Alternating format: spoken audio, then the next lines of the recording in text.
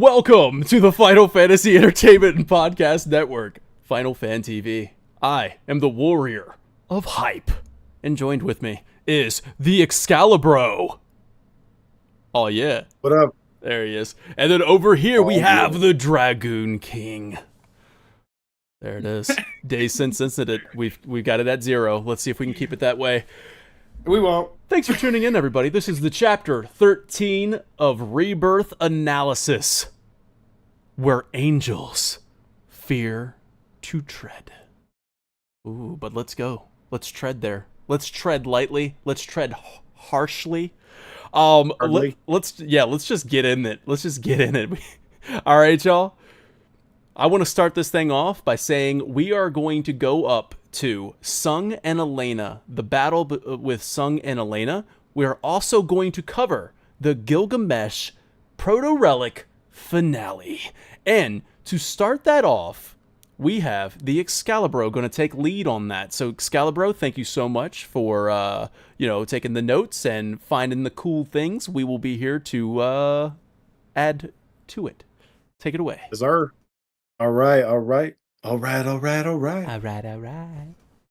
right. So after collecting all the proto-relic fragments, Gilgamesh tells Cloud he'll duel on the isle he calls home, Gilgamesh Island. Because why wouldn't this dude have an island named after himself, right? So, yeah. So basically, this shrine is hidden beneath Midgar, and you have to basically go through this tunnel to get there. And Chadley talks about how it sort of just poofed into existence out of thin air, and then you get a quest marker for it. So as you pass through this cave tunnel, well, hold on. Chadley going back to the poofing out of thin air here. This is so one of the things when you looked at the world map, right? I was like almost certain that they moved Lucretia's cave based upon like the way the map was kind of swirling around this area. And I'm still not like 100% on that not being the case, right? Since this Gilgamesh Island just kind of poofs out of thin air. I wonder if it's gone, right? Like if it's going to be gone in part 3. I can't remember how the quest ends. Does the quest end with this island disappearing? I can't remember. It's still there. Yeah. So I wonder if in part 3 it'll be gone, right? I don't know if it'll stick around. But still, when you look at the world map, you have that swirl, and I was like, yo, they moved Lucretia's cave over here, but I just kind of was like, well, if it disappears, it could still be that. It still could be the case. But I feel like that almost relies on some sort of like data transfer between games, because not everybody got to this island. You had to commit to doing all of the proto-relic stuff, so not everybody missed out, man. You didn't open up the portal. Right, you didn't open up the dimension. It might be there, but would it need to have our save from Rebirth to know if we should even see it? I don't know. Right? Because in some people's games, it's not. They never made it happen. All right, take it away. Oh yeah. All right, so Chadley asked Mai if he's picking up any signs of monsters, and she basically says no fiends detected. So she's kind of confused as to what's going on, and Chadley says he's detecting the signals from all the proto-relics we've discovered thus far at the coordinates up ahead. So there's a short little scoot as you make it up toward the island, and then when you get there, Chadley notes that the island looks pristine, despite having been underwater for ages, and he theorizes that the ocean protected it from the magnetic fields. And he just casually drops this, $1 million question: how does a sunken island cause a dimensional distortion? Ooh. I looked it up. No one knows. Not even Google. I looked it up. Did you ask Chat GPT? Did they? Yeah, I was gonna say to chat no. Yeah, it's chat. Yeah. Nothing. Help Did me you out, ask chat. Grok on Twitter or X? Everybody's asking that. Yeah, Wait, what was the question here? Let's ask chat real quick. What was the question? How does a sunken island cause a dimensional distortion?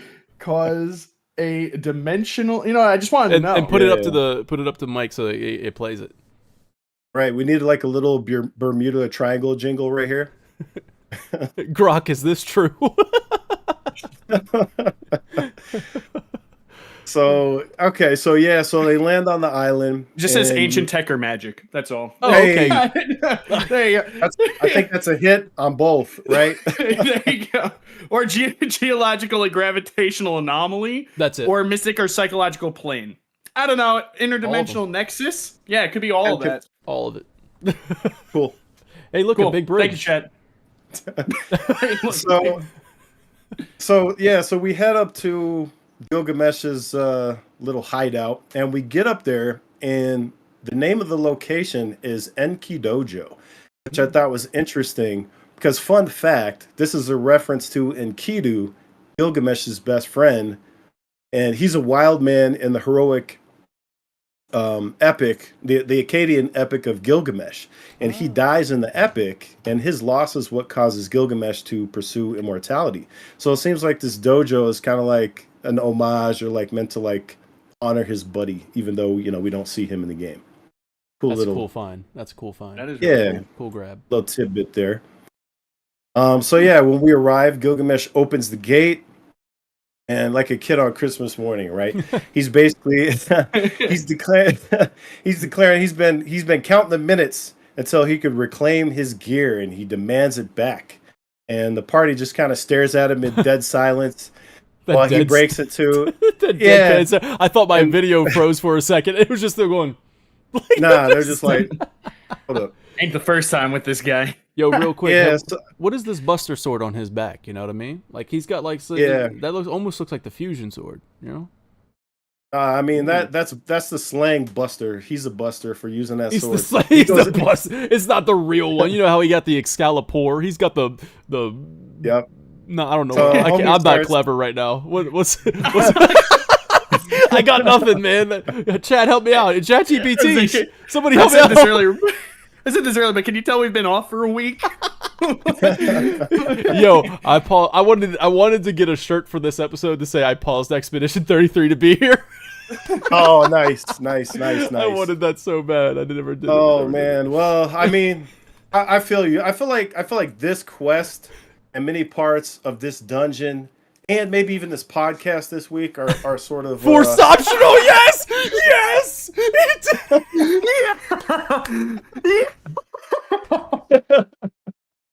Yeah. I love how it says Dragoon King. Had to quote the homie. So yeah, we got it in there. Ow! I fell out of my chair, dude. Oh my god! Best shirt reveal right there, dude. What the, bro? What? Listen, there's only so many things I could do to get you guys off guard at this point. So. That's a better shirt than what I had planned. That's great. That's amazing. I won that. I know, right? Like I gotta order it now. Forced optional. Oh my god, dude, that's sick.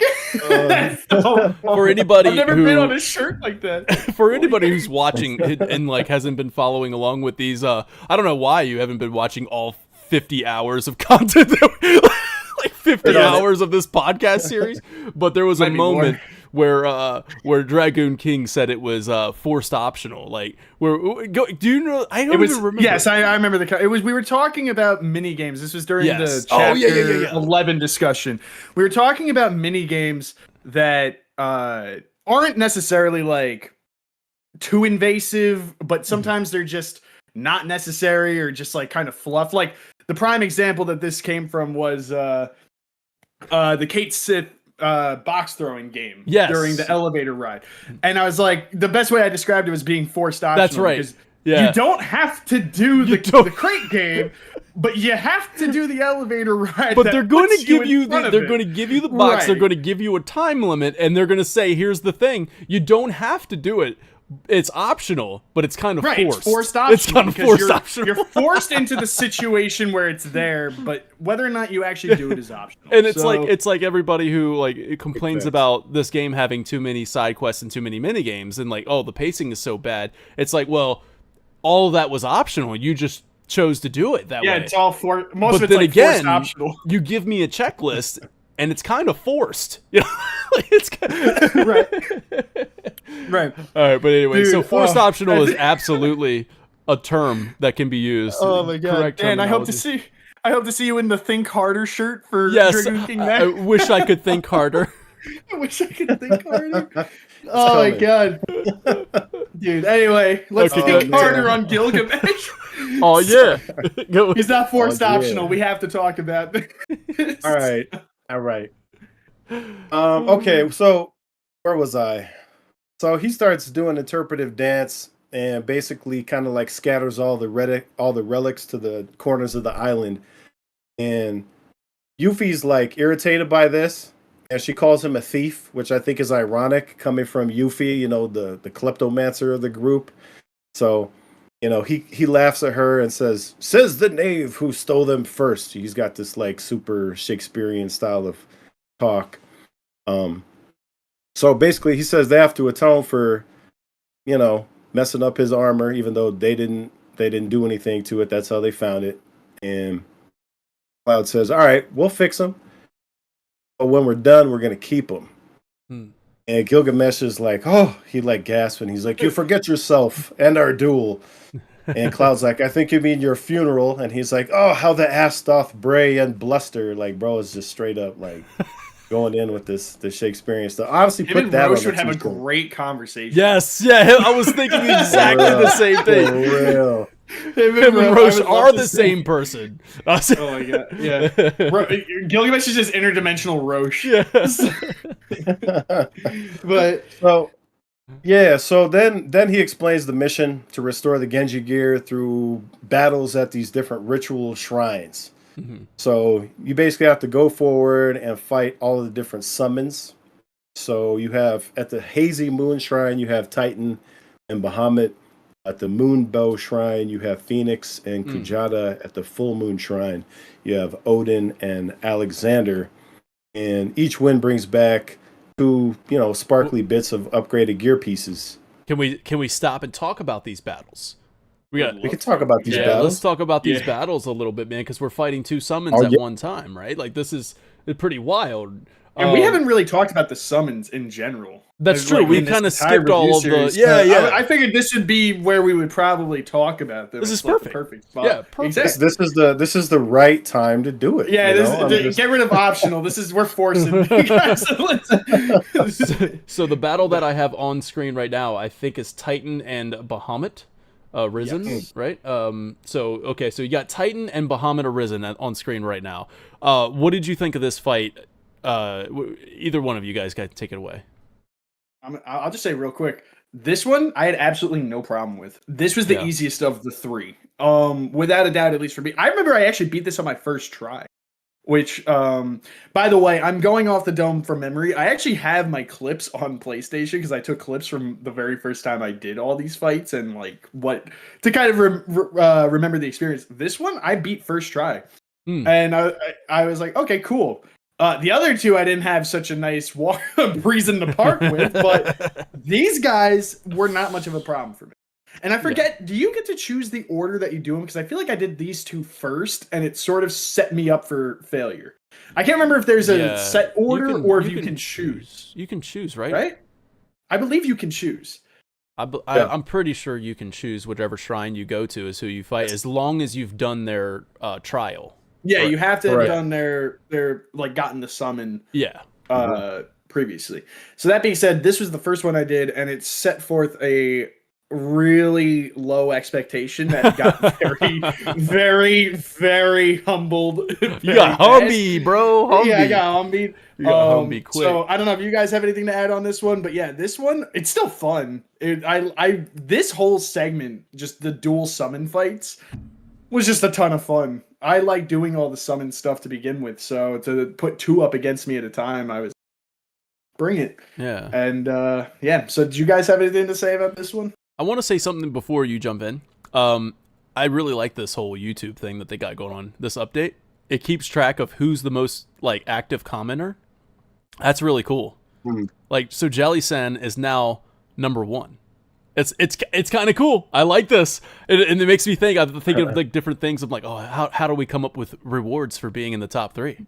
You know what I mean? Like, this is cool stuff. I like what they're doing here. I wish I could get it to show up on the stream though. It only shows up in the YouTube chat. But that's okay. That's really maybe cool. you'll figure out by the last episode. Like, all right, guys. Yeah. And at the end of the series, at the end of the series, here's a new development. Yeah. Special bonus.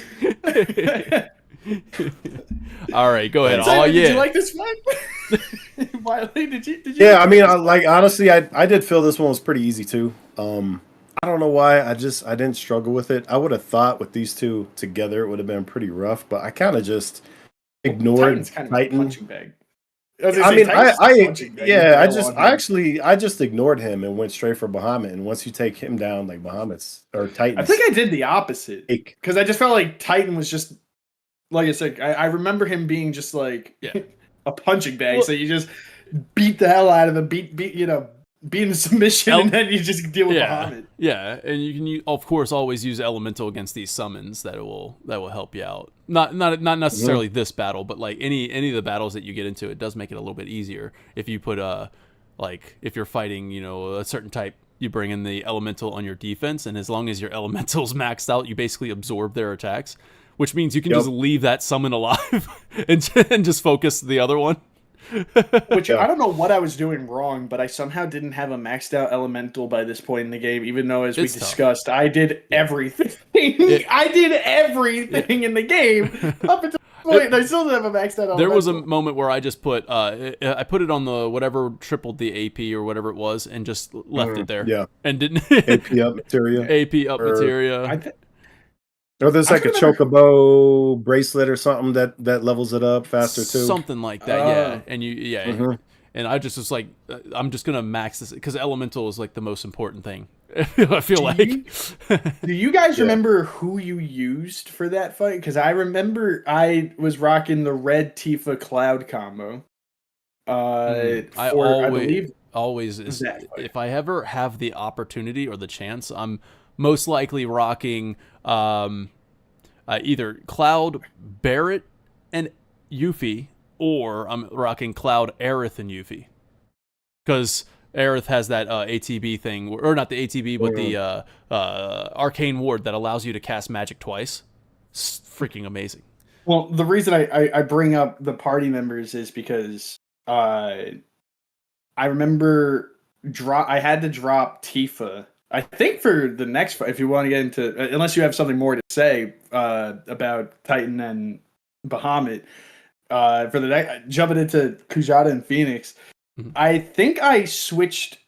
I want to say that was the one I had the least amount of clips for, and if I'm not mistaken, I think I actually beat him with Barret, which is unusual for my playthrough to use Barret by choice. Phoenix is flying, right? So you got to exactly. Have that range. So I remember switching Tifa out for that, but then I remember. Did you guys do what I did and defeat Kujata only to have Phoenix revive Kujata? Yeah, that's what. Because you have to do that, right? Or can you defeat Phoenix and then this is what I don't remember, if I'm being 1,000% honest, because I feel like I went to Kujata first. And then Phoenix revived Kujata, and then I got screwed up because I basically used a lot of my MP, and I was like, crap, why did I do that? When I think you're supposed to take Phoenix out first, then focus on Kujata, but you have to take Kujata out. Then Phoenix drops his barrier, if I'm not mistaken. So I remember going through this and having to learn all that, and I was getting just screwed up. It didn't take me too many tries. I think I was on I got it after a few tries, but trying to learn the gimmick of this one in real time was messing with me for a while. I was like, bro, first of all, it was cheap. I didn't like Phoenix bringing back Kujata. No, it wasn't cheap in a bad way. I was just salty. I was a really cool gimmick. Oh yeah, you know what? That makes sense. I see. I see. So then I think I died, and then I was trying to take out Phoenix, and I'm like, well, that ain't working. I can't take him out because I got to take this guy out. So, I remember the second time I fought it, I'm like, okay, wait, take Phoenix out first, then take out Kujata. But you can't do that. So I think I wasted, so much time, health, NP on trying to take out Phoenix. And I'm like, oh. So that was pointless. And then I think I finally, figured it out by the third try, but I just remember that one fun in real time, figuring out what your strategy was. This was like one of the most thought-provoking, I remember, boss fights, for me at least, was the summon battle. Yeah. Not so much the Titan Bahamut one, that just was like 2 punching bags. These two, and the other two especially, like, was just a lot of calculating, a lot of thinking about how I wanted to approach the fight, more than I feel like I was with some of the other fights that we had before, which is strange. I 100% agree. This battle, all that you just said, made this battle super fun to like kind of figure out the strat. Yeah. It was a lot of fun. I would like to see more of those kind of battles, to be honest with you. Something that makes you think. Yeah. I'm going to tell you guys, it's possible. I don't remember if I did this on accident or if I was trying to figure it out, but you can kill Phoenix before Phoenix resurrects Kujata. You have to be Johnny on the spot. And you can stagger Phoenix, right? You can stagger him too before he does it, right? I don't know, because I was double casting like Bro had 3 full. Okay. Yeah, and so he went down so quick, so I don't. You had to be spamming tier 3 limit breaks. You just had them all. I don't think I did it right here. I think I did it in one of the challenges that comes later. Because I was like way souped up build when I did it. So gotcha. I remember the first time I played. Oh yeah, you guys did you guys do this in New Game Plus? No, I did this on my first run. Okay. Yeah. You did this on your first run? Okay. Yeah. Because I know that I was besides Ultimate Party Animal, which basically wouldn't allow me to beat it. I did every. So sorry. It's all good. But besides that unfortunate situation, check out last week's episode for more information on that. For the rant. For that rant. But aside from that, I did every piece of going into this. So this was actually, I guess, before Ultimate Party Animal, like the last thing I think I did. Because I think I did most of the side quests and then this. So yeah. I want to say a big shout out to Mr. Bigglesworth dropping 7.77. That's I like that. I like that super chat. Thank you so much, Mr. Bigglesworth. Oh yeah. Tossing that gill. Oh yeah.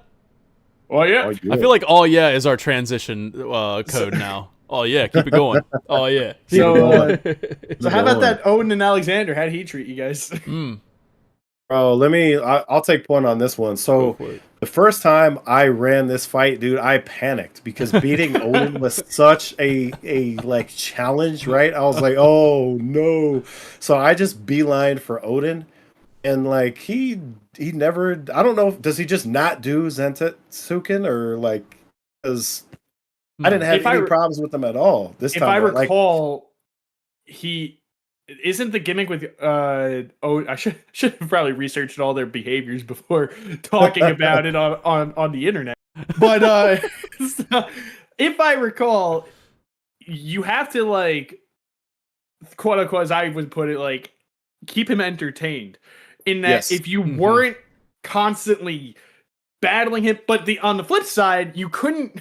You had to keep him entertained and be good at it. Like, you couldn't take too many hits, so you had to be constantly attacking him without taking too much damage. This was basically skill based, but while you're watching out for Alexander's area of effect attacks, like the AoEs, but you also had to focus on him before he would, like, what was it, Divine Judgment or whatever that attack is. Yeah, because if he gets bored, he's gonna kill you. Like if you're focusing Alexander, Odin is bored. No, he never got that move on me with this time, and I don't think I was applying negative status, so I don't know if it's just more lenient because there's 2 of them. Maybe. But I think he disappears halfway through the fight on this too, right? And then you get to fight Alexander one-on-one, and he comes back. Yeah, Odin at some point just checks out. He's like, all right, let's do it then. The developers were like, all right, this is maybe we went a little too far. Odin's like Dan when we start cooking, and he's just like, all right. You guys got this. I'm going to use the restroom. Odin had to take a pee break, but bro was thirsty. No, No, okay. Listen. What did you guys both play on dynamic or normal? What'd you guys play on? Dynamic. I did dynamic as well. Yeah. I just played on normal. I didn't even think about it. That might have been like the case where you feel like you're OP a little bit. Because I gotta admit, on dynamic, this fight, I remember.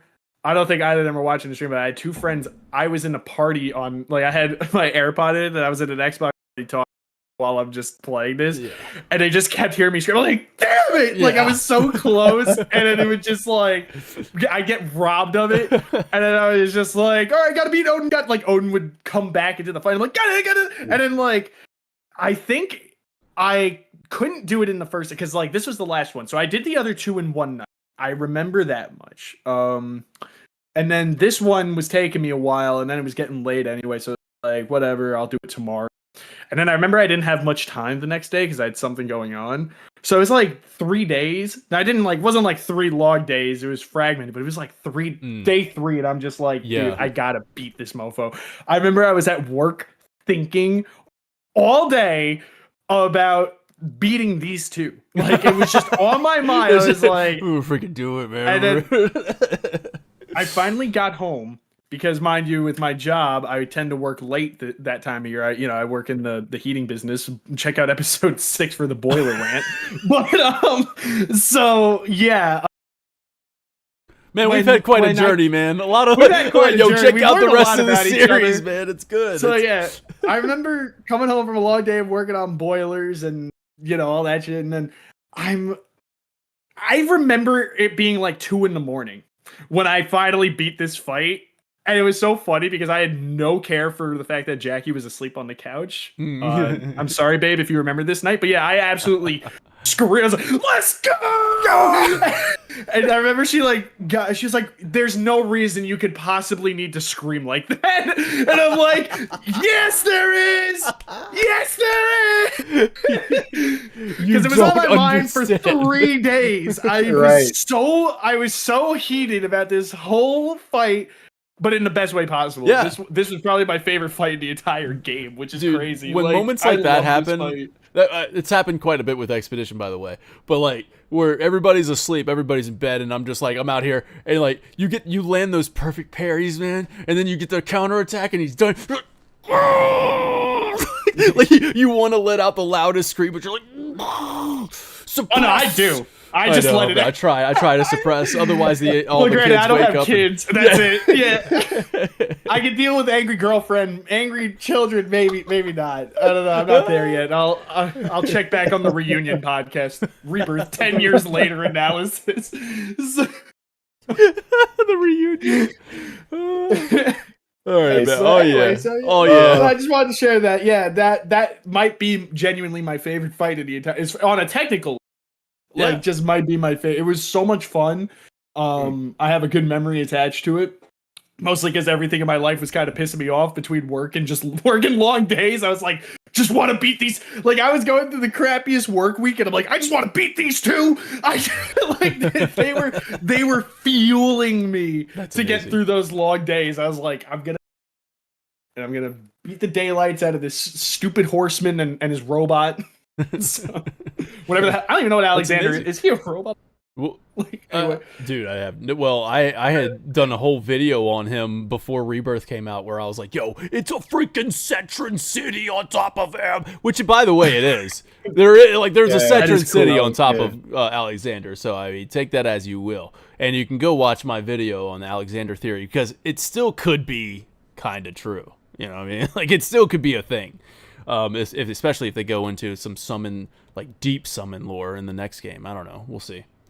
Hopefully. Especially 100% with verified, kind of true. Thank you. It's 100% kind of true. You forgot it's verified. It's 100% verified to be kind of true. Verified. Yep. That's all the Final Fantasy V theories are.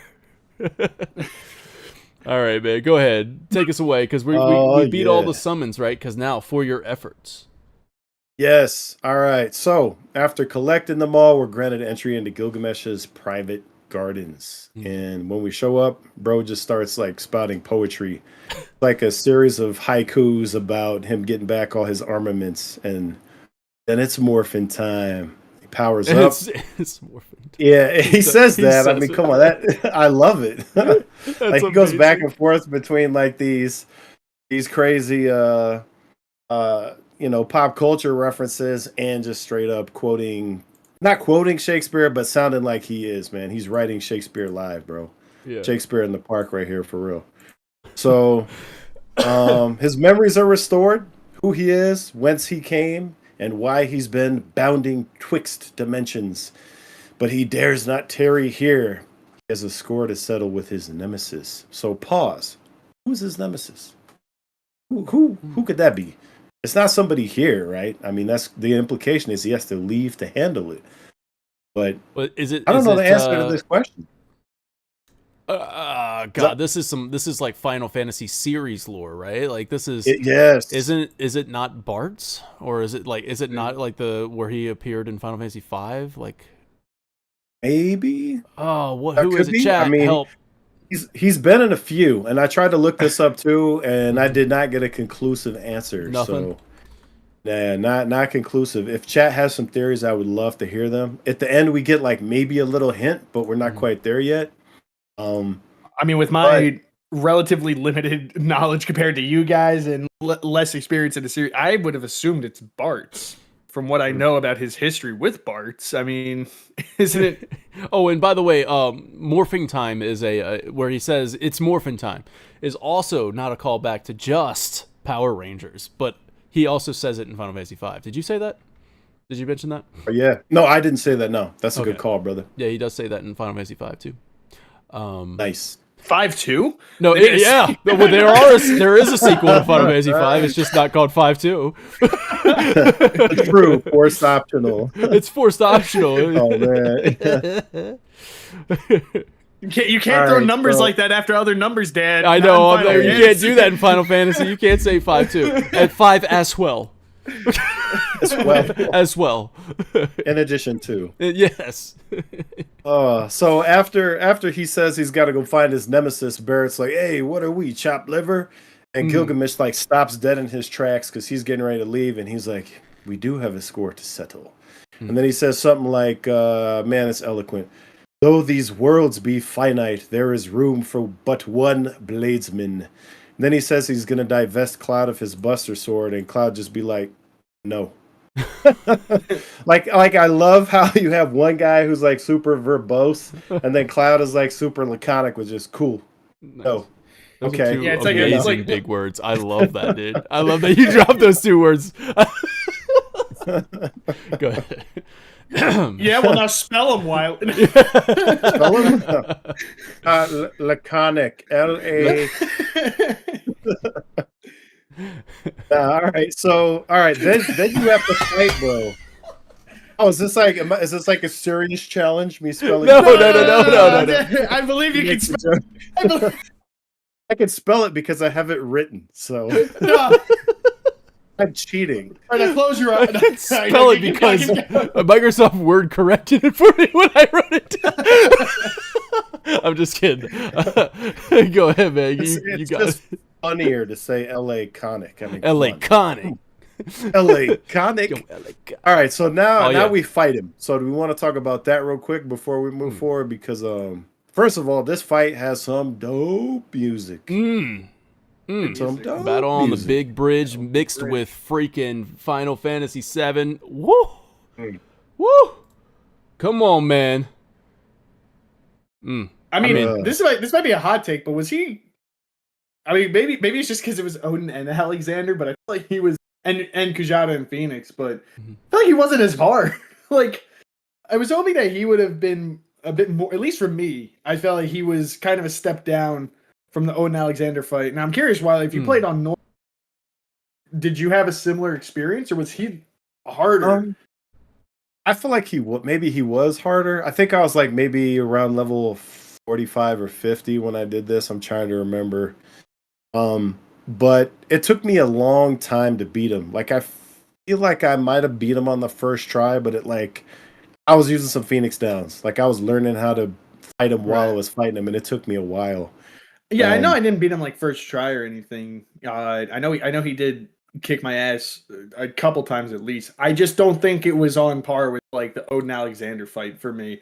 Like that was, I think, the highest skill check I had received in this game up until that point. Yeah. And then besides, I guess, the first time you encounter Rufus, because I know once you understand his gimmick, it's not too bad, but I feel like once you initially deal with Rufus, he's a pain in the ass. Like you just for me. So yeah, I feel like that Odin Alexander fight was a crazy skill check, which was cool to have at the end of the game here. But then yeah, I mean, this fight was a lot of fun. I like doesn't he have like one attack where he spins and it does hits of like 1 HP or something? It's ridiculous. Like it's just like he takes 1 HP, 1 HP, 1 HP, 1 HP. Just the constant. He's almost like a cactuar, if I'm not mistaken. I think it's that spinning blade attack he does, but maybe it's not 1 HP that he does. I think you're right. I think it was 1 HP, but I just remember he was making me laugh a lot.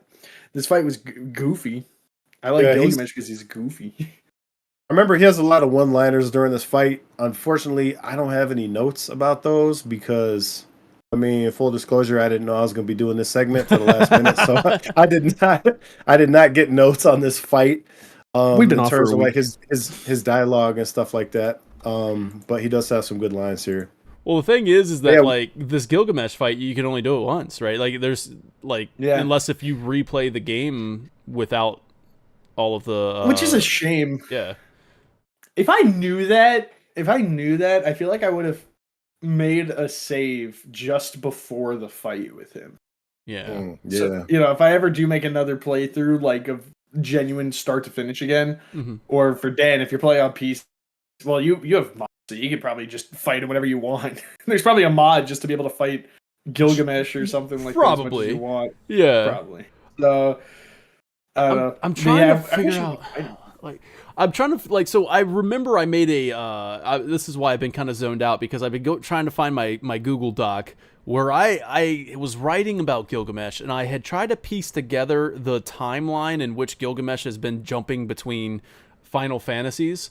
I feel like somebody has that out there on the internet, though. Let me see if Gilgamesh Final Fantasy timeline, because in certain games he'll jump in, and I know I put all this together, man. Like in certain games he comes in and he has somebody else's weapon. So it's like, oh, okay, so he's already been to this world, so now he's in like this world. So it's like, well, how many games has he been in? He's been in a couple. Wait. Like, not that I imagine anybody cares about spoilers about this, but I guess you should throw a spoiler warning since it might spoil a bunch of other fun. But like, I know he's in like, what, 15, 14, 5, Rebirth. So what else? Like, I don't remember what else he's in.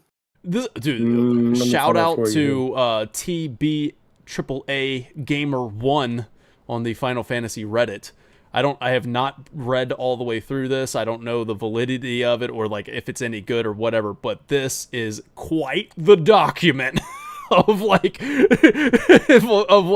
the chronology of Gilgamesh as best as I can piece it together. And then it was like type 0 was this, like when he at the beginning. He and Akindu grew up in Lurica, and he became a Lassie, and blah blah blah blah blah, and then over into Final Fantasy 11, Pirate for a Day, and then over to Final Fantasy 5, and then Final Fantasy 7. Most awesome, literally non-canon appearance. A fan cameo. Oh, in the new thread. There goes your validity right there. You can't bring in a fan-made mod and then call it part of the freaking thing. It's done. It's over. Sorry. Anyways, that's what you get for going on Reddit. A cautionary tale as old as time. This is a live look in how analyses are made, where you go in, you're researching everything you possibly could piece together, and then you're just like, well, I went down a rabbit hole for about an hour, and then it turns out it's a dead end. Turned out to be a fan theory. Wasted my time. It was fan fiction. But he's been in a lot of different iterations of Final Fantasy. Here's a freaking. This is from The Gamer. He's been in a lot of them. He's even been in Final Fantasy 9, which was cool. Final Fantasy 10. Anyways, I'm trying to piece together who his nemesis is. That's the important thing for me because he's like, I have a thought. Yeah, I have a thought now. We're gonna get to it here in just a second. Okay. Because isn't the idea that he wants to get back to Bart's? That would be my interpretation. No, well, you would think that, but that's where we're going. You'll see here.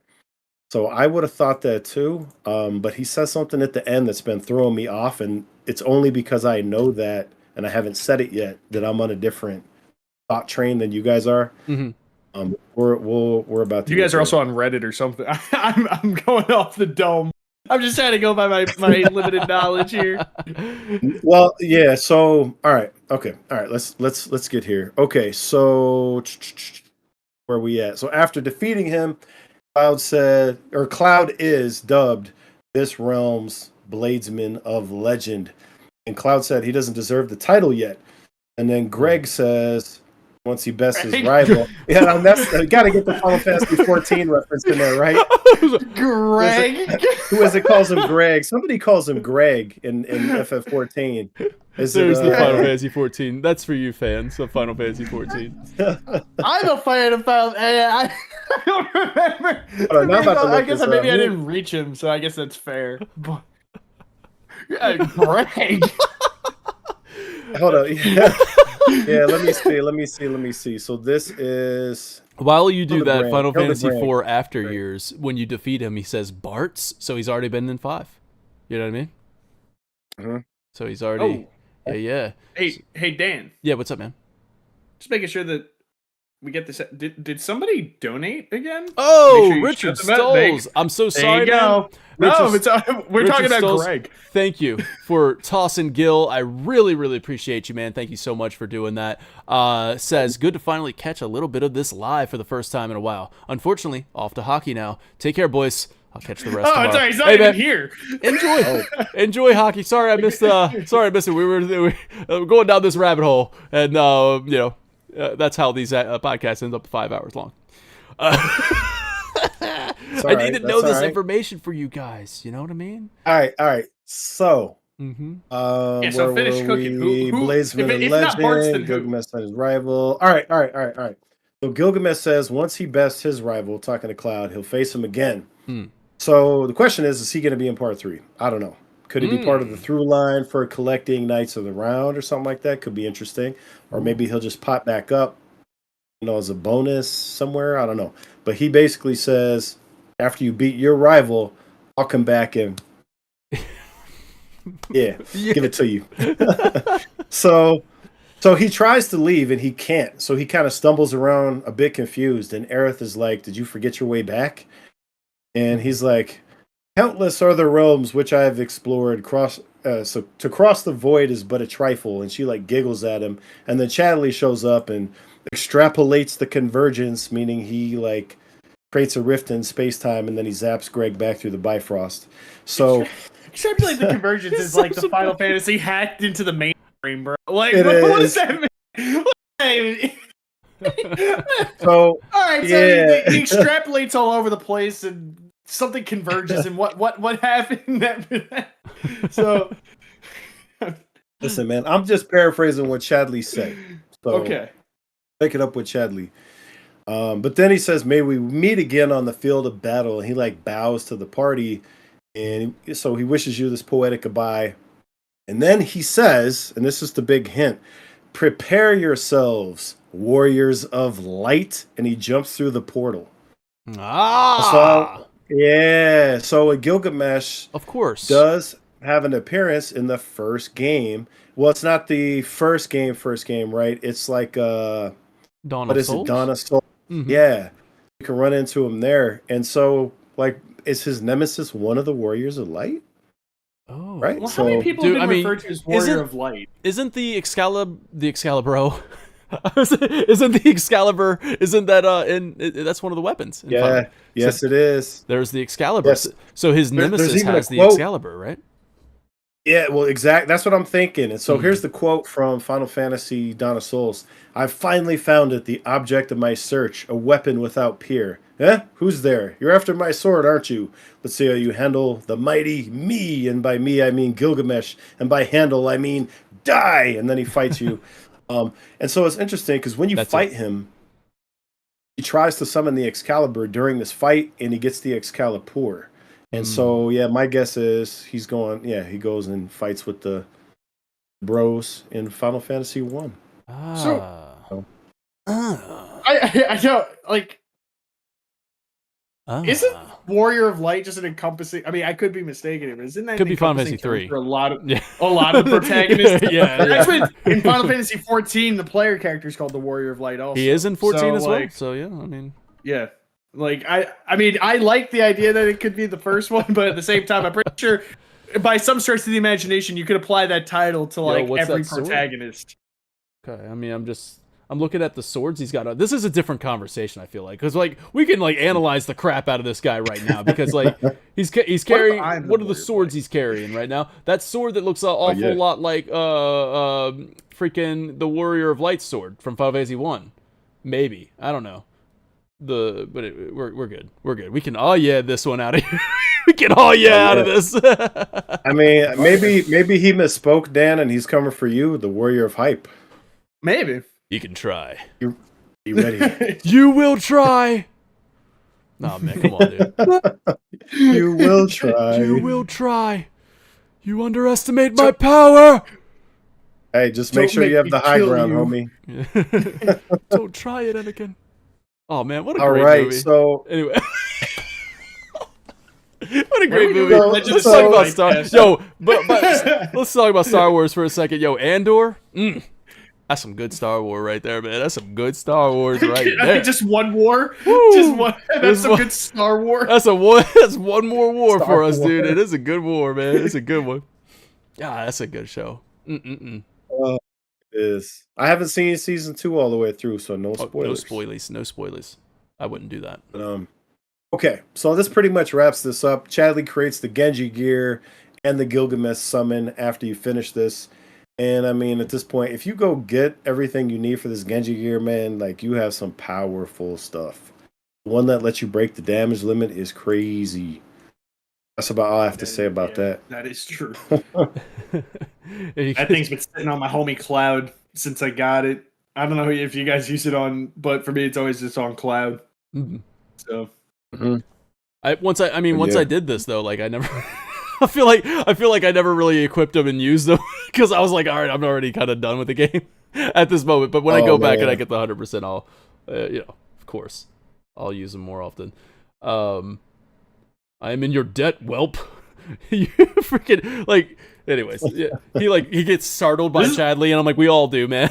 Don't worry about it. Like I said, oh my god. This is also the end of Chadley's like narrative, I guess, kind of, because or is that like because after this fight, doesn't he like show you like everything that you did with all the Protorelics and stuff going like up to this, or is that the last Protorelic quest with him? I thought it was this one. I think after this he does. No, it is. It's right here. It all comes up.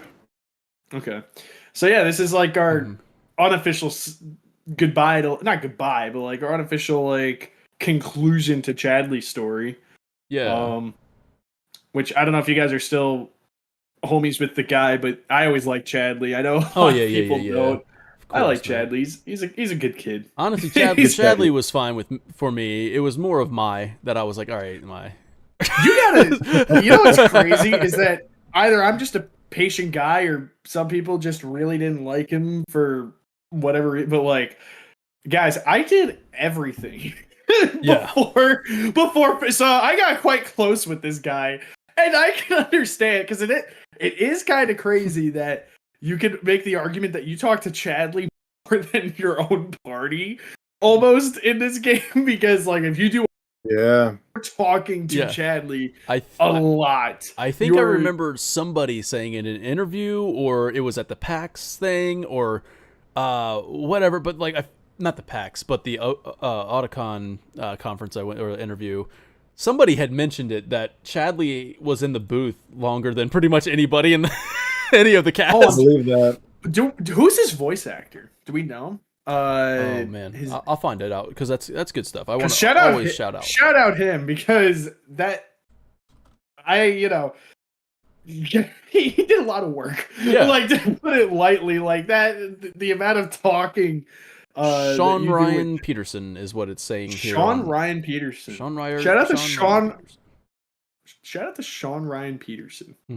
Because that was a lot of work. That's really cool, man. Yeah, I think he did an awesome job too. And like as Cloud says, you're quite a character yourself, Chadley. Yeah. Yeah. I like when those two interact. It's just awkward and fun. Like it's just two awkward guys. It's just having a conversation. Just two guys having a good time. Just two guys and we're having a good having a good time. We invited Steve. Ooh, that's loud. There we go. Ooh. All right. All right. So, I think... so now we start. So now we're gonna start the freaking chapter. For an hour. 1 hour later. What?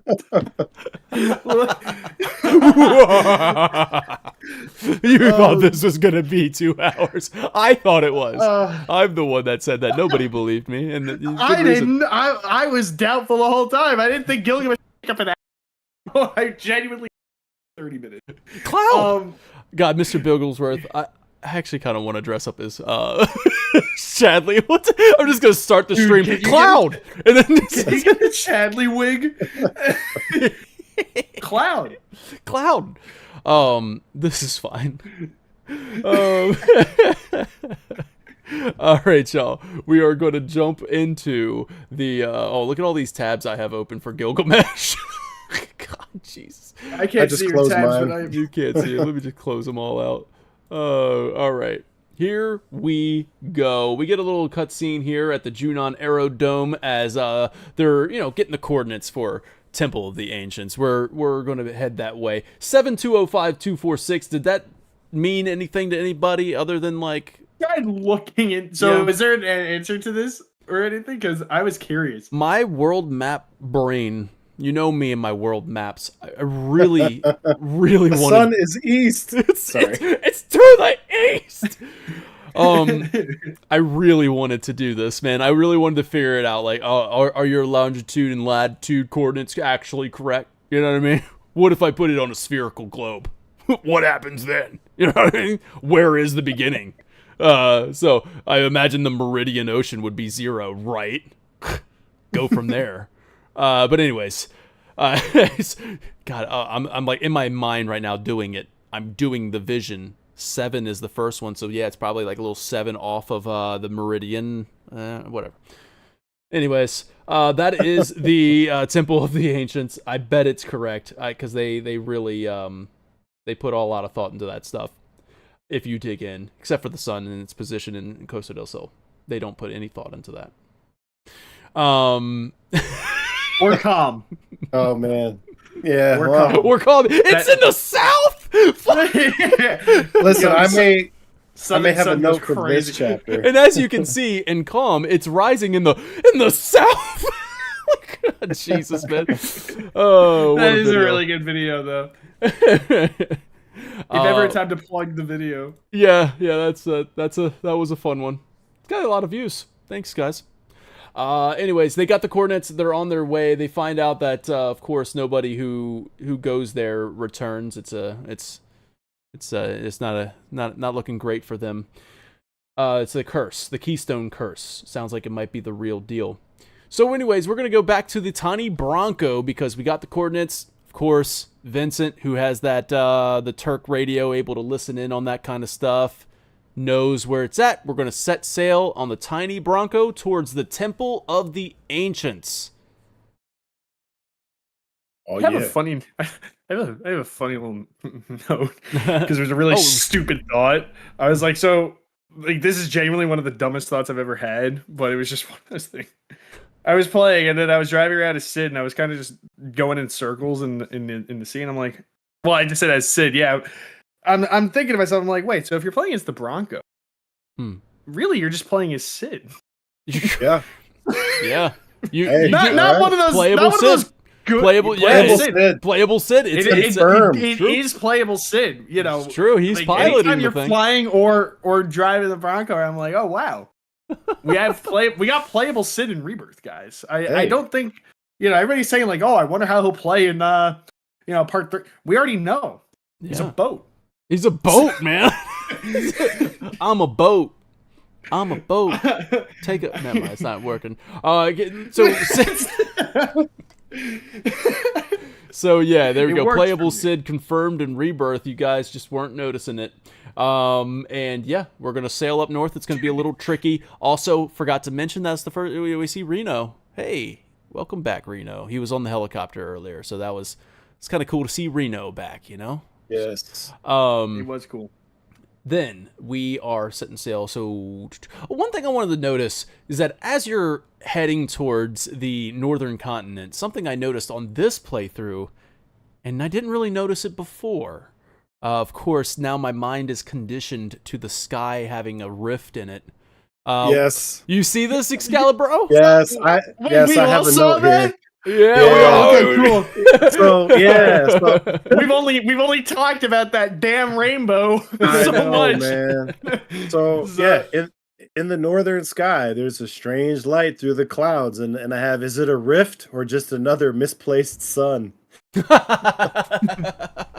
it should never be in the northern sky. That the sun hangs in the southern sky. Well, dude, if the sun sets in the south and calm, or rises in the south and calm, well, it sets in the north. Remember the planet's just doing a damn.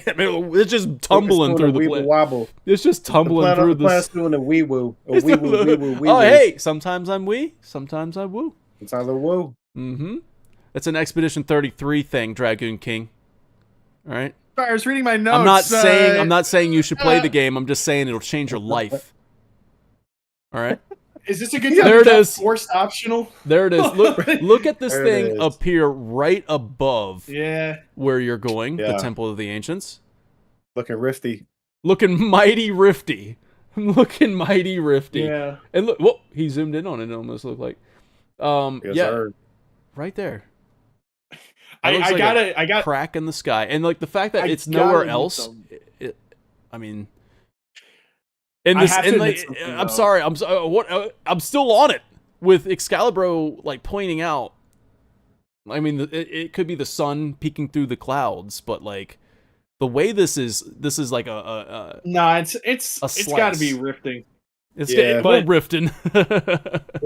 I just have to say something real quick because I don't want to speak like poorly on this because it was very cool and I like the hype built up, but at least for me, and the PS5 runs great or whatever, and this game was beautiful, but that grainy texture pop-in was kind of prevalent on this part. Yeah. So I remember thinking that the rift was a texture bug at first when I saw it. And then I'm like, wait. Is that a rainbow or is my game just like tooching right now? Like I can't like what's happening right now? And then the graininess kind of went away and then it focused on the rift. I'm like, no. It was something that I was always like trying to figure out what sorcery this game is doing, and I after you break the camera and you're able to see, it's just a clever way of masking loading the next area as you're going through the because everything is visible even when you're standing on the western continent. You can look over and see the eastern continent. You can see Fort Condor from Costa del Sol. I'm like, that's weird, but like it is weird. It is weird to be able to see it. I don't know. I feel perspective is a little wonky in Rebirth, landscape wise. It is kind of, especially in this cutscene when like the temple's forming. And I get it, there's a difference between cinematic and gameplay, but like how lush and vast the continent looks in the cinematic cutscene in the way that like and then you go up to it and it just seems like, and I know that obviously we're not from the sky's perspective, we're in the Bronco, which begs like a very like big question that we're going to have to talk about in the hypecasts. But like, how are we going to handle that with the high wind from the sky where you can see everything? Like I took the camera, I broke it free, I went up to the sky, I'm like, oh, this is what it's going to feel like flying around the world map. I hope not. Like we're going to have to, figure this out. If you could see the east, like I imagine in theory with how fast the high wind should move, probably just skip over the continents in like a second. It's basically a world map, right? Like it's that classic overworld map is what I'm trying to say. Like the classic Final Fantasy overworld map, but it's going to be difficult to mask it the higher you go up in the high wind. The only thing I can think of, and Centurion's asking like that, do you think it's going to mask this stuff in part 3? where it's like maybe in the high wind when you take off, you're above the clouds. Like that's the only thing I could think of is where the clouds are below you and you're flying in the sky. In which case, how do you know where you are on the world map? How do you like? Is it going to have like these little? That would be cool, like flight simulator style, where it like pops up with a little icon and says Midgar, and like it's down here, and then like over here, this. But you have to populate the sky with fun things to do. You have to give us dogfighting. You got to give us like aerial dogfighting. Or floating onions. Dude, or whatever they were, the grass. Freaking dude, honestly, I know that's not Final Fantasy VII's world, but like I love the idea of being able, there's something to explore up here. And I don't know how they would even make that work, because I don't want a floating continent. This isn't, we're not that Final Fantasy. We don't need the Lufinians up in here. Like we need to find a way to make something up there explorable. But other than like dogfights and aerial dogfights and stuff like that. Boarding a Shinra aircraft. I don't know. Boarding a Shinra air like Sky Pirates, Final Fantasy 12. You know what I mean? Like let's board this Shinra craft. Anyways. Maybe Sid will be the leading man, if you know what I'm saying. I like that little cross reference there with Final Fantasy 12. We made it happen. Made it happen. He's the leading man in this very moment as we pilot the Tiny Bronco. Playable Sid. The playable Sid confirmed. Shinra is on their way. Hojo says, this isn't the promised land, right? I mean, it's just the beginning of the end. The temple is the stage. Hey, we just got finished doing the whole Loveless play thing. Really nice little, hey, it's a stage. And what did Jesse say? Something about that? Something about, and this is the stage, whatever.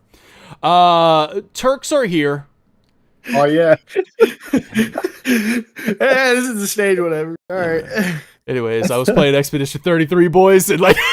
I'm just kidding. I love this game, so I just want to point out though that after Hojo says that, Rufus looks at him and he goes like he says something to the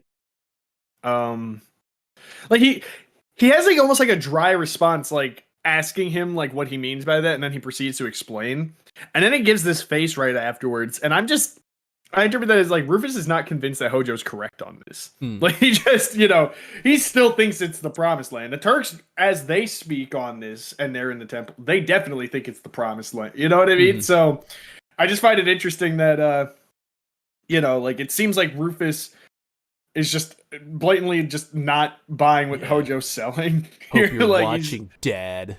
Yeah, right. Like it's so blinded by hubris and pride that like Hojo very clearly knows something, and Rufus is just like, oh, what is he, a scientist? What does he know? Like this is the promised whatever. land. This dude's whack. Have a good night, Centurion. Leftovers from my dad's regime. Yeah. Good night, Centurion. See, like, Bigglesworth saying, I assume, I know this is part 3 hype, so we're going to save it for a hypecast, but, like, having an E33 world map style, and, the funny thing is, it is kind of once you're up in the sky, everything kind of is, like, that world map E33 style. It is not proportional for, like, places like Midgar, right? At least that's the only place that I've seen that's not proportional. I don't know if maybe the gold saucer also isn't proportional to when you're inside and stuff, but Junon from the water might not. I don't know. I broke the camera, went up there on Junon, and of course it's not rendered properly because you're not seeing it from the ground. That's right. We did that together. Actually. Exactly. Yeah, and it's like everything's kind of there. All right, here we go. Relatively proportional. Okay. Yeah, and let's see. The Turks are there. Sung sets the keystone, and if I did not see this in the trailer, this would have been the get hype moment, right? Like this would have been such a freaking moment, dude. So the fact that they showed this in the trailer was kind of disappointing. I wish they would have saved this for a little surprise. But what a freaking cutscene, dude. What a cutscene. And of course, you'll see that iconography there, that symbol, that square within a square, but also they're tilting and almost in a pattern like that. I made a whole video on that, and it's one of I feel like it's underrated. So I feel like you guys need to check that out. I did a lot of thought into that video. It's symbolism in Final Fantasy VII Rebirth. It has Aerith on the front, but that symbol of the square within a square but tilted, it symbolizes the spiritual plane and the physical plane, and then like change within it.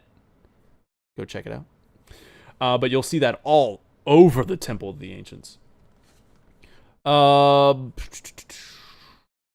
right, where am I at? Okay, they set this. I'm not your matey. I'm not your matey. But that cutscene was freaking amazing, dude. God, I love that. Yeah. That's the kind of stuff when people tell me, like, or I see it online or whatever, it's like, oh no, man, the graphics are good enough. We don't need these high budget like CG rendered thing. I'm like, you're wrong. Like, you're so wrong, man. You're so wrong. Like, this is the most Final Fantasy thing, like, to have, like, at least Final Fantasy 7 thing, and I'm glad they're honoring it in this trilogy, to where you have moments where it goes full CG rendered huge stuff. Impact. Yeah, and you're like, oh my god. And Final Fantasy 7 did that, right? Where I think it started it almost, right? And then, well, I can't remember if 6 like tried. I know they did it with PS1. No, not the same. Yeah, they didn't do it in the Super Nintendo. Of course, I don't think they could. So these big FMVs, and then like with Final Fantasy 7 starting that, I'm glad they're honoring it with the remake. And I was a little bit disappointed with Final Fantasy 16, where it only happened like maybe once. I know it happens at the end of the game, where it does go with a full CG rendered like cutscene at the like when you're rating the final place. That's a full CG render, and it's freaking epic. But 16 was epic in by itself. It didn't. How many really did this game have? I mean, maybe I felt like they weren't maybe. Like they weren't too many, but they were at least enough where it was like memorable. Like I remember there being several of them. Yeah, like when you see Junon for the first time, like with that Junon has a lot of it. I think Cosmo Canyon Observatory. Oh yeah, when he goes into the looking at the universe. The parade. Oh not the parade, but like when he fired Junon. Tony Stark, he shoots off the cannon, the sister. Yeah. Those moments are so freaking cool, dude. Again, it sells the impact. I think anytime, because obviously they can work with a lot more than they could back in '97. But the thing is that I feel like you want it to just look fluid, and you want it to go right. I remember we talked about this, I think, in chapter 2. Like, I remember walking out of Calm, and that was a beautiful scene when they're like showing you the open world. But even then, as grand and as amazing as it was, there were still some pop-ins here and there. Mm-hmm. There were still some textures that just wouldn't let. So as beautiful as it, I'm glad that they didn't use AMV for that, because that kind of taken away the moment. We're supposed to be introduced to the gameplay, but this is like a pure narrative moment. Mm-hmm. You know what I mean? Like, gameplay doesn't revolve around this. They're not showing us something that we're going to be tangibly we are going into the temple. We're not interacting with the temple. It gives you the sense of scale too, because because in those CG cutscenes, you can see this world is so much bigger than what you're playing in, and then you're like, oh, the believability of it now. It's like, okay, so Midgar isn't actually right next to Calm, and it isn't actually right next to the Chocobo. You can't just walk there. In fact, I like that video where you see the street sign saying that like Calm was 50 miles away or something like that. That's a long distance that you're not seeing on the world map. And then like with Junon pulling back and showing you just how big in that CG cutscene is. It's really cool to see that. So I'm excited to see that going in, and that's good. Man, put that on the Hypecast list. What moments do we want to see with the full CG render?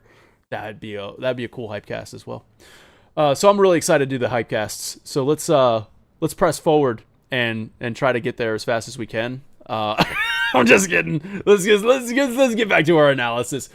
Sid is having a great time. He's just having fun. He's pretending to be a pirate captain, and he's just he's his best self when he's out there on the water or in the sky. When he's ever being a pilot, right?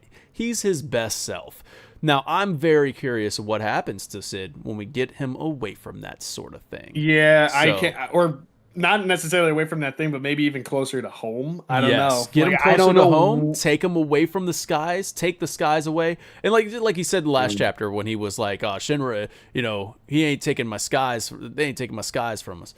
But What happens when they do? What happens? Right. Yeah. That's what I'm wondering. You know, I'm very, very curious. I'm excited, but I'm very curious because I want them to do, and I have high hopes that they're in, and you know, good reason to have good expectation. But I just really hope they deliver on it because, like, I really want to see it, man. I'm so excited for it. And then so we take our tiny Bronco, and we're gonna dock here at the northern continent. We have arrived, and as soon as you get out, Aerith says there's so much tension upon arriving on shore here. Sid stays behind with the Bronco, and basically... And Vincent just stays with him for some reason. He doesn't even say anything about it. I get what we're doing here, but this was... Yep, I know. It's kind of awkward. Sid comes back like a couple minutes later. I know. Yeah. I wrote this down. I said something, I was like, this is... what happens when you obviously have optional characters that they're party saving, members that are like party members that aren't party members yet, because it's like, okay, well, we can't have them. I kind of wish they did the red route and remake and just for this section, but I guess maybe to their credit, like I don't know if they've developed their playstyle at all. I mean, clearly with remake, they had some direction and idea with how red was going to combat or move around. I mean, we haven't even seen Sid with his, spear at all. Mm-hmm. So the way I see it is that they probably didn't do that because they're not exactly sure how they're going to translate them to part 3's playstyle. But man, this would have been a really cool section to just give them that. Like, let me just see, even if I can't play with them. Yeah. Just let me see Vincent over him in action. Like, pop in a few Shinra or Sid just like, with his spear. Doesn't have to do no crazy moves, just like swinging it around or something. I don't know. I think it is awkward because we get here. They're like, Sid just says, okay, I'm not going in. He's like, oh, I'll catch up. I'll fix the Bronco. And then Vincent doesn't even say anything. He's just chilling with him. Take a moment to read Bigglesworth. Sid and Vincent were optionally forced. They were optionally forced. That's exactly it. Because they're there, and then they're like, okay, we're not gonna go with you. But I like how Vincent didn't say anything. He's just like, I guess I'm just chilling with Sid. And then you're right. Then they show up again after you fight all the troops. And then we'll get to that in a bit, but then they're gone again. It was just like very awkward with them. The thing is that it was like, all right, why have Sid sit out for this? I guess just for the encounter here, because you do encounter some Shinra troopers, and maybe they just wanted him to be out of the way altogether, but so they didn't want him to walk with them. And then he comes back right after that, but I was like, he comes back after that, so why bring Sid back just to say, I'm going to sit here, ain't no way I'm going into that thing? So it's like, why couldn't he just stay back with the tiny Bronco? If anything... Which means it was a deliberate choice, right? Which is why I'm like, all right, well, I got to look into that. Why bring him back? What does Sid say in this moment? So we'll catch up to that, because that means it was a deliberate choice to bring him back just so he can say something to Aerith. But before that happens, we get to the bridge that leads into it, and Aerith, just outside the temple, Aerith reacts. She says she hears the planet. Wait, does she? No, she hears the planet. She doesn't say that out loud. She hears the planet, and a tear falls from her face. She puts her head down, and she's like, finally. She hears the planet. And then... Does she say finally? Yep, finally. So, one thing about that was, like, I feel like Aerith has been kind of disconnected from the live stream throughout this game, where she's not really getting any answers since the whispers came in, and she doesn't know where Zach's at. She's just disconnected from all of this. Of course, we had this discussion in the Discord where they're like, well, she doesn't necessarily know... or she doesn't necessarily sense when somebody's in the live stream. Falna could have just came to her from the live stream and things like that. But I feel like she's had this disconnect with the live stream for a while. And we're about to get that reconnection. And I feel like that's what the whole point of going back and all that other stuff in this chapter, to show Aerith having that reconnection with the live stream. And this is the beginning of it right here. She puts her ear down to the ground. She goes, finally. And she has a teardrop from her eye. Whether that is like swelling up with emotions that finally I'm back to talking with the planet, or it's like, what is she getting, some sort of vision, memories coming flooding back in? What's happening here? But that tear falls down, and it's Ash Ketchum from Pokemon, where the tears from the Pokemon, like the magic, that's a magical tear. Boom, live stream bursts out of this tear, and Barrett recites. Oh, did you have something to say about that? I feel like I was just going to throw in that I feel like this is sort of, I mean, obviously it's foreshadowing. There's a bunch of stuff she's about to do that we're going to talk about here in probably about 3.5 hours. So I think this is sort of like her awakening to her Cetra bloodline. That's how I feel about it. Like too. When she's like, finally, it's like she feels what it means to be who she is, like maybe in a way that she hasn't felt since her childhood, right? Well, who she partially is, because there's a line. Aerith's character is very, she's very complicated in the sense that I've said this throughout the show at different points, and I think of chapter 10 specifically, her speech in front of the planetologists. It's this, I think her whole life up until this point has been really hard because a lot of it revolves around this identity that she has that she's really not all too in tune with.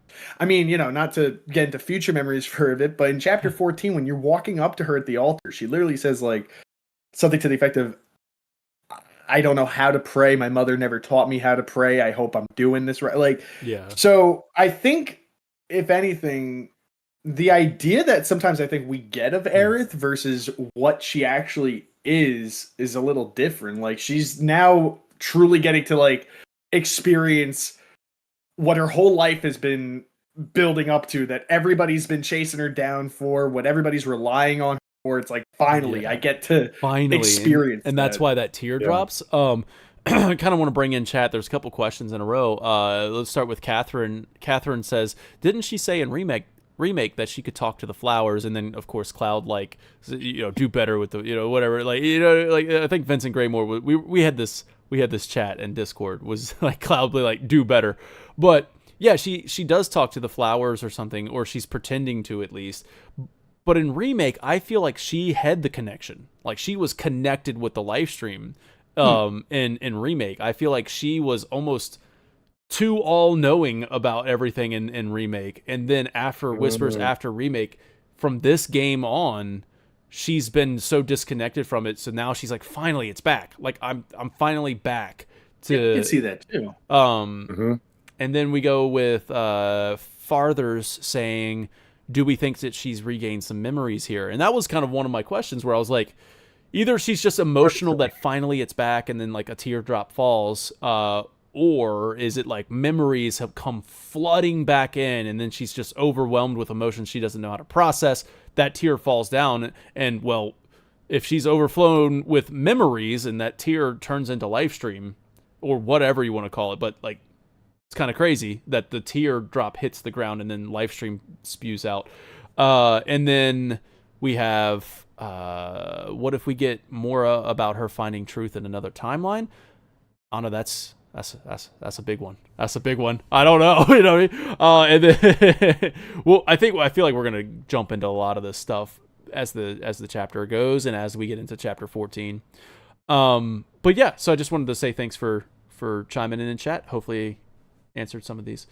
So after she sheds a tear and the teardrop explodes in the live stream around her, Barrett is taken aback. He remembers the quote from the Shinra Cetra lore video in the VR and recites it. And then I'm left off on something. Okay. You got it? No, I'm lost. I don't know where my notes are. But anyways, Barrett recites the Cetra. I have it written if you need it. So. No, I don't need to recite it or anything like that. Here we go. But this isn't the promised land. Aerith says, this isn't the promised land. It can't be. So much sadness and anger. The life stream comes up, touches her hand, and then guides her into the temple. So the life stream wants Aerith to come inside. When we get to the door, she doesn't get a free pass, which I kind of awkward here, or a little strange that the live stream is like, hey, come in, but then also you can't. But it's also like, we're not. She has a party with her. And then also the live stream is kind of guiding her, which means this is the planet's will, like this is the live stream's will in action, or is it some sort of influence within the live stream that we've all theorized about with Aerith, like from the original game. We talked about this so much in Remake, where like Aerith is communicating with Aerith in the remake, and is she finally back, but not the communication isn't strong, like she doesn't know who this is, but it's Aerith, original Aerith, guiding her. Omni Aerith, yeah, something like that. And we're gonna get into that with the next chapter, but I'm pretty sure that's Omni Aerith in that chapter. But it's funny that you said about it awkwardly not wanting her to go in there after it just guided her to there, because Yuffie, I think, is the one who says it, like, you think we'll get a free pass because we're with you? And it's just like, no free. So I take this as she's welcome, and perhaps this is the planet's response to the situation, because they might want her there, but think of it this way, like, look who's here, look who's already setting up shop. People who don't have a stake in this. So it might not differentiate the party's intentions from, say, people like Shinra. Like, they see a Cetra and they're like, oh, you're welcome. But she kind of argues with them, like with the life. She's communicating with it, like, but half of me is Cetra, right? Right. So the implication is that she's been told that she's not Cetra, or she's been told you're half human. And so her rebuttal is I'm half Cetra, right? It would be something like that. Or it's this the live stream going, sorry, I can't guide you through this. I can't give you a free pass. I can't take you there. It's something you have to do on your own. And then if she's like, well, half of me is Cetra, right? And then she's not really quite understanding it. But clearly the live stream kind of wants her to be here, but also we can't just give you a free ride. We have to let you do something here. And we're going to find out what that is. So she says, half of me is Cetra, right? Now, Sid will be waiting. This is why he comes back. And I guess he just comes back to do some nice force, or like whatever, drive the dagger home, whatever you want to go, like just twist the knife. Yeah. By saying, I'll be here to give you a ride, like when you get out, which is like, I guess that's kind of, I don't know. She does come out. This. I don't know. She does make it out of there. So, but anyways, that's what Sid comes back to say. Like that. That's why I was like, why did they make Sid sit back and then come back just to say that? It's like, we get it. You were gonna be there anyway. Like that was the. Yeah. I have like a thought. I think the only reason is to just give more conversation and time between the two of them, because this is it. Right. This is it. And we'll talk about that later, because Wiley, I've talked about how they used him in the next, and honestly, he doesn't really have much to do with her directly for a lot of things, if at all. So this is kind of their last moment, really, just together to talk, and it's a nice moment.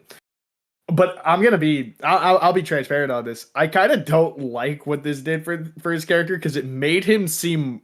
I never got the vibe that Sid was like a superstitious, or like he's like almost noping out of going into this temple. Yeah, I'm not going in there. And I felt like it was a really weird character choice, because he's we know him to not be like that. He's a very brave person. I mean, granted, he's a very grumpy and agitated person, but not somebody who I would expect to just see.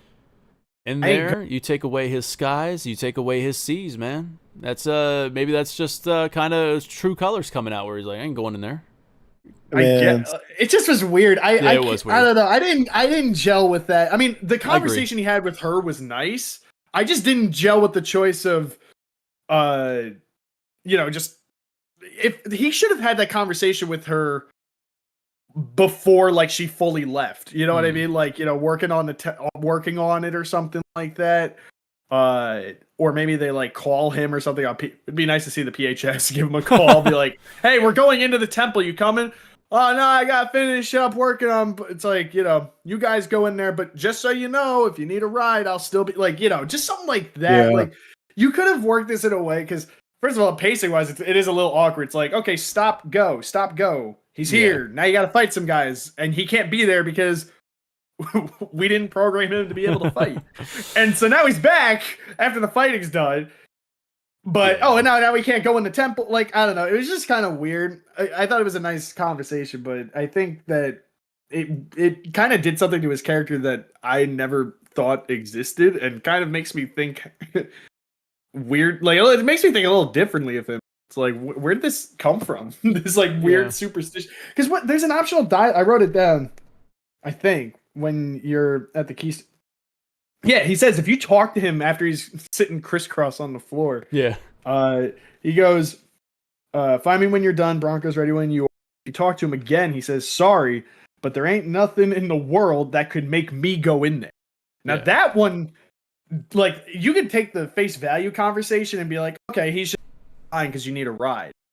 But that dialogue makes it seem like, oh, I'm not going in. Like, that shit's on, bro. Like, I ain't going in there. So. I like where Jelly-san is coming from with saying that Sid is very science-based. So, yeah, maybe the superstition, is a bit weird for him. But I think Sid is just Genova as Mr. Bigglesworth. Yeah, I see that. Sidova. Sid. Oh, you got something. Go ahead, man. Sorry. I was gonna say, my only note was that basically I was, Sid's a chicken, and will this be a regret that he has chicken in part 3? I think this is where a lot of his regrets for part 3 are going to come from, is that he didn't go in, because he's going to be forced to face worse things later. Yeah, I like that. All right, so Sid will be waiting to give them a ride home. Vincent shoots down a spy drone. And then we see that it was Shinra's spy drone. Hojo says he is doubtless close behind. This is going to be interesting. And Rufus smiles and says, hope you're watching, Dad. And Roach greets them, Cloud and company, at the door and says... Greet is an interesting choice of words. Yeah, just greets them. And mumbles. Black materia, and then Sephiroth. But when he says, my friend, oh man, dude, it got me. They even changed his name in the subtitles to Robed Man. Like, how brutal you gotta be on us right now. Oh man. Like, I'm like, that hurts. It's not even Roche anymore. It's just Robed Man. Just Robed Man. Tifa approaches Cloud with concern and says, Cloud, do you know who? But Cloud cuts her off, and he's focused on the black materia. And this begins the downfall of Cloud as we enter the temple. I was about to say, that's like the first moment I noticed it. On replay, I definitely know. I'm like, oh yeah. Ready, kind of. Tifa doesn't even look at her. Doesn't even acknowledge her presence. Just time to go. So, you're in the Union Room here, and it's a spiral stairs with a tree in the middle, DNA iconography around, just pointing that kind of stuff out. I don't know what to analyze on that. Just, of course, you're going to see that square within a square every freaking where in this. Yes. So check out that video. I just highly recommend you check it out, because I go into that. So, we go into the labyrinth after that. And the ancients built all this to hide the black materia, Yuffie says with excitement. Aerith quiets the noise about black materia. Barrett notices the troopers are ahead, upside down. And Red says, I think we checked our sanity at the door. And can we pause and talk about the design of this real quick, man? Yes. Like really cool.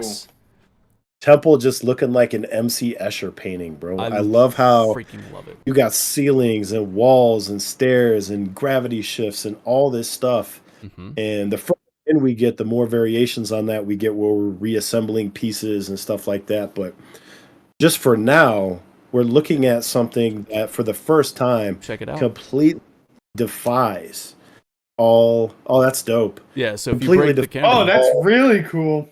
Yeah. That's crazy.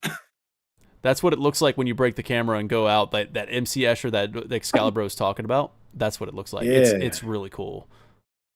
It's all there, man. It's really, really freaking cool. Oh yeah. Huh. Man, video games are cool. Dude, video games are cool, man. Podcast summary right there. That's the 3-second version of the 3-hour podcast. All right, guys. Yeah, thanks for watching this analysis. It's funny because you don't watch Kind of Funny, do you? Wait, no. Kind of Funny, my favorite thing on YouTube. They always say video games are cool, and they actually like have like a shirt that says video games are cool. Like it's basically their motto. Cool. No, that's funny. That's cool. But anyways, I'm sorry. You go on, man. I think Excalibur, you're making a great point here. Like this dungeon design is the first time I'm like, oh my god, this is amazing. Like amazing work here. Visually stunning. Visually interesting to travel and explore. Yes. It's the first time that it allows you to kind of go through this dungeon, right? Like this is a freaking This is finally. Yeah. This is like the dungeon that I've been asking for. Although I will say, I'm not too happy with. This is a critique that I had when I was talking about what Final Fantasy could learn from Expedition 33, and of course, everything in that video I say is literally what Expedition 33 learned from Final Fantasy. It's like what Final Fantasy can learn from Expedition 33 that Final Fantasy used to do. When you walk into a dungeon, there was no road man pointing me and telling me where to go. Like, I was like, stop holding my hand, man. Just let me figure this out for just a second. Because after playing Expedition 33 and then playing Rebirth here for this analysis, I'm like, man, they really just don't trust the player to figure this out. Like, they don't. They're like, go this way, go this way. As soon as you see the first obstacle, the puzzle, Tifa's like, oh, maybe we need to go find the move, and we bring it. Maybe it's close by. Maybe it's close by if you want to go get it. And it's like, dude, okay, let me figure this out. I can do it on my own. I'm a big boy. But anyways, that was my little thing. Yeah. No, that's all good. What I was gonna say, and I'm gonna flip it back and just praise all the things that you just complained about. Nah, my bad. Balance it out. Hey man, be the weed in my woo. Be the weed of my woo, bro. You're the weed to my woo. Go for it, man. So like disregarding the fact that they basically tell you how to do the puzzles, right? Mm-hmm. Like I like that they had the inversion and the rotation. You have box puzzles. You have vine climbing. Yes. You have blocking the life stream.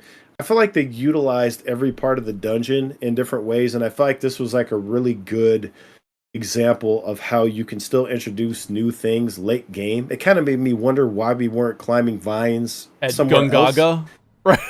Yeah, I mean it's like this is literally the only spot where you do that activity. That and it's like they had to program that, the animations and everything. Yeah. It's like, man, you could have been using that in Gungaga at least. But I agree. Yeah, I agree. Now the box puzzles that you're pushing a giant box with like some kind of cetra sphere in it. That was kind of this stage's version of the Mako suck vacuum thing, but in this case it didn't suck. It blew because you had to push it into the live stream. And it got blown down the line. But it was kind of the same mechanic, but they make you use it in a different way, right? Yeah. You have to climb on top of it slightly at one point. faster. Yeah, honestly, it does feel faster. It could be all of this. it could have been fixed with a little bit more speed to that push, even though it was slightly maybe it was slightly faster. I felt it was. I mean, I honestly had no issue with the speed and. Yeah, I just feel like if you're playing the game and you're like, okay, this is actually kind of slow, why not just speed it up? It's like, you don't need to give me the, I don't know. I feel like for part 3, this is a critique that I would love to see them address, is like, hey, speed up some of these things that are a little bit like too time consuming for the player. Just like, let's speed up the climbing. Let's speed up the pushing and pulling of these big objects. Let's speed up the...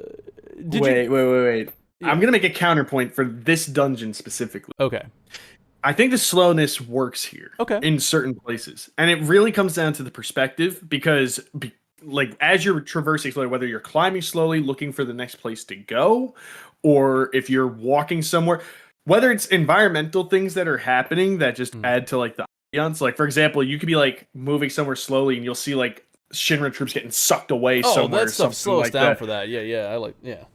You got that, but you also have moments where you're traversing and you can shift this area into like different ways. Yes. So if you're moving too fast, at least for me, I feel like I would lose part of that, just that part of my brain that goes, okay, where am I? You're how am I moving as you move? As I'm traversing, right? Yeah. Like it's almost like moving a Rubik's Cube to solve, as opposed to like trying to make the movements before you do it. Yeah. Because sometimes when you move fast or you just do it, that gets lost on me. Now maybe that's just a me thing. That's fair. But I did kind of enjoy like just taking, and also just the fact that this is visually the most striking dungeon. Best dungeon in the game. Best dungeon. So hands down. So the fact that you are able to take in the environments rather nice. Like it is, I don't mind going slow if I'm looking at something that's pretty, and if it's also just making me think while I'm traversing it. Part 3, like I love doing the analysis because we can, and if I'm going to critique something, it's like, hey man, part 3 can actually improve upon this stuff. Like having that dynamic atmosphere in this place makes moving slow fine, right? Like as you're saying, like I think it works in this one and everything like that. It's because it's so visually striking. It's so dynamic, man. Like the live stream is raging around you. Things are just happening. It feels alive. Whereas sometimes when you're pushing like a Mako tank, it's just you're just pushing a Mako tank. Like this, you know what I mean? Like this, like adding chapter more, 1, nothing's going on. Like like the whirlwind maze. When we get to that, of course that's gonna be early game, but like when we get to the whirlwind maze, like you know how amazing that's gonna be to see that wind just whipping real fast and like those gusts of wind and being able to make that more dynamic in these dungeons, I think would go a long way in part 3. Speed up the traversal a little bit. I still think I get where you're coming from, but I still think, especially if you stop holding my hand, which I really hope they do in part 3, because this dungeon could have been even better in my opinion. But it's a double-edged sword. Are we right? looking at that with a bit of a lens though? Because I saw a comment where somebody mentioned. I was gonna say that. I think maybe we have the replay lens here because I'll be honest, I remember this one. I mean, it is the longest dungeon. It more or less encompasses the entire chapter. So, of course, like you got to put that into account. But I remember whether it was doing some of the more optional areas, like with the Aerith stuff, where you could bring up areas that you didn't go to. Amazing. Or just, I feel like this one may have tripped me up more than other dungeons did. No, and I do think that this dungeon did that, right? Like, so I want to make sure that's clear. Where I was like, yeah, the dungeon was the best in the game. It's the best example of what I hope dungeons will be like in part 3, rather than feeling very linear, very straightforward, very easy to solve. But the problem with those dungeons is like it's so easy to solve. I know the answer to it. I just have to go do it, and like it almost feels like a chore a little bit, where you're just like, okay, yep, I gotta go do that. I gotta flip the switch, but first I gotta go over here. All right, here we go. I gotta climb this area, and then I can flip the switch. But if you make that a little bit faster, it won't feel so much like a chore. It's like, okay, cool. I want to go explore something up there in Temple of the Ancients. This first part that I'm talking about, there was like you can rotate you can rotate the temple, and I know where to go, right? Or at least maybe I didn't on the first playthrough. And you can flip it, and you can be like, all right, this is an optional path. I climb all the way up this stuff, and you have to climb up the vines, and it's very slow, and you're like, all right, cool. I really hope what's up here is really good, because this is taking me forever, because I'm going to have to come back down and go do it. It was a healing orb, and you're like, okay, the healing orbs, please, something different. But like then you have to go back down, climb down. But if I was climbing these vines faster, I wouldn't have much of a problem. That's all I'm trying to say. Like where I just climb up there, grab that. Oh, whatever. Okay, it was just a healing orb. I'm coming back down. Where it's more zippy, I can explore and not feel like I'm being punished for exploring. I'm feeling like I'm being rewarded, and it's fun to do it. That's all I'm trying to say. I'm gonna play devil's advocate real quick. Mm-hmm. So on my first playthrough of this dungeon, I did not realize right away that the robed men were basically the yellow paint. Somebody said, "Oh that yeah, right? basically yeah." Point. There's no yellow paint, but you do have the robed men. So it definitely took me longer to explore this in my first playthrough. Yeah. On the second playthrough, I just zipped right through it. Yeah. But I do remember that, like you're talking about getting a healing orb, up one of those paths, there was a cloud, the slipstream sword saber. Mm-hmm. Yeah, that was up there. Yes. You know, one of the there was a reward. I put that in my notes too, where I was like, oh man, another healing orb, and then I was like, yo, slipstream saber was an optional path, and you got rewarded with like Cloud's best weapon, which is freaking cool. So yeah, I did put that in there. Yeah. So that's all I really wanted to say. I do. They did some of that stuff, and the first playthrough was very different for me. Mm-hmm. From the second playthrough, I felt more of what it sounds like you're hoping for them to do in the future. I felt more of that the first time I played, because it didn't click for me with the immediately. Because the robes only do that if you linger a little bit. Like they like you can run past the robes and they just but if you kind of linger a bit, they'll go and like point you in the right direction. But that could be easily missed, which I can understand that. It's funny. I thought that's really funny actually. I didn't even think that's what I realized you guys were talking about with the robes. I thought that you were talking about with when you're rotating, occasionally you would know which one was the correct path by what perspective the robe was. As soon as you walk out, there's a robe there, and you're like, oh, okay, I'm on the right path. Well, no, like if you saw, if you walked up to things and then you're shifting perspective, if the robe, let's just say, is like if you're looking forward and the robe is standing horizontally on the left side of your screen, you know that's the path you have to go to. Yes. I never even noticed the robes point you to any direction. So yeah. I didn't even feel know like that, hold on. I do want to say I feel like we're lingering on this far too long. Yeah. So I'm not trying to say because I think this is top tier dungeon in Rebirth. Like this is in fact the top tier dungeon in the entire FF7R. I'm just saying I really appreciate when you let go of my hand a little bit. That's all I'm trying to say. Like let go. Like trust the player. Let the player figure this out. Is all I'm trying to say. But I really do enjoy this dungeon. I'm excited to talk more about it. So let's just have the robes point us to the next. Yeah, the robes are pointing us forward here. So Yuffie's really excited about this. They're like, oh, the ancients built all this to hide the black materia, and Aerith quiets the noise about the black materia. And of course, we check the sanity at the door. The Turks are ahead, upside down. The troopers are. I love this cut. This cut where the camera is upside down, and it's like seeing the Turks heading at you. And then it like goes down, gets the footstep, and then rotates around. Really, really cool. Love that. And this is, of course, the Turks. It's look, here it is. Boop. Yeah, it's a cool camera trick. Such a cool camera trick there. I like that. Absolute cinema. Absolute cinema. Absolute cinema right there, dude. It's the Warrior of Hype's get hype moment, dude. That's a freaking awesome and it's Martin Scorsese's absolute cinema. Yeah. That's amazing. I love that you knew what I was doing. I didn't even say anything. I'm just. Come on, man. Who does that? Elena says the only promised thing here is death for us all. Crazy. And then Sung says, Sung remains steadfast here as he's focused on the mission. regardless of Avalanche's presence. Now, he orders the Turks to split up. Reno, keep your priorities straight. Be sure that see to that you keep your priorities straight. And I think this is Reno looking for maybe he's referring to Reno looking for revenge because he's been out of the game for a while here because of what happened in Remake. Maybe he's like, yo, stay focused because if you see them, you're gonna want your revenge type thing. I don't know. Or it's just Reno things. Yeah, it's just Reno things. Yeah, Reno doesn't. He gets sidetracked quite a bit. Reno's like us on the podcast. Yeah, exactly. I was thinking the same thing. So, all right, Barrett does the Star Wars reference here. He says, I got a really bad feeling about all this. And Aerith warns not to think like that. This place senses emotions and turns them against us. Cloud doesn't just think that Sephiroth is here. He knows Sephiroth is here. Yes. He's hearing that call.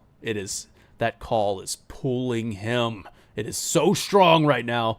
And the robe men are there too. They're answering the call. And this music was, I think somebody said this music is so good, dude. So the music comes in and it has like a choir now. So I like how the music is like getting steadily more intense. I took a note. Is this the Listen to the Cries of the Planet? Is that the one we're talking about in the battle edit? Those are so good. Where is that at? I think that's in the next battle area. Music for this. I was surprised. I don't think I remember this.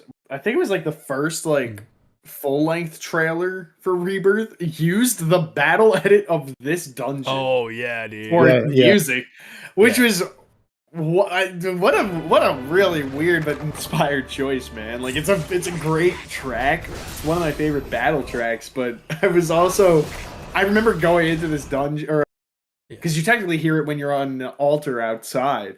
And I was like, oh crap, that's the trailer music. I was wondering when it was going to show up, and here it is. I feel like this is the Temple of the Ancients theme going on right now. But I took note when it popped into me, I was like, oh my god, this music's so good. It's Sephiroth the theme with a little bit of something else blended in. I'll get to that in my notes. So I took note of Ruby Chamber, Jade Star Chamber, the Azure Star Chamber, the Moave Star? How do you say that? Moave? Moave? Moave? Moave Star? Moave Star? No, it's the Moave Star. Amber Star? Kiss, yeah. And then the Amber Star. So I took note of these gems. Because I don't know, because Ruby's there, Ruby weapon, but we don't see anything about like Emerald or Sapphire or things like that.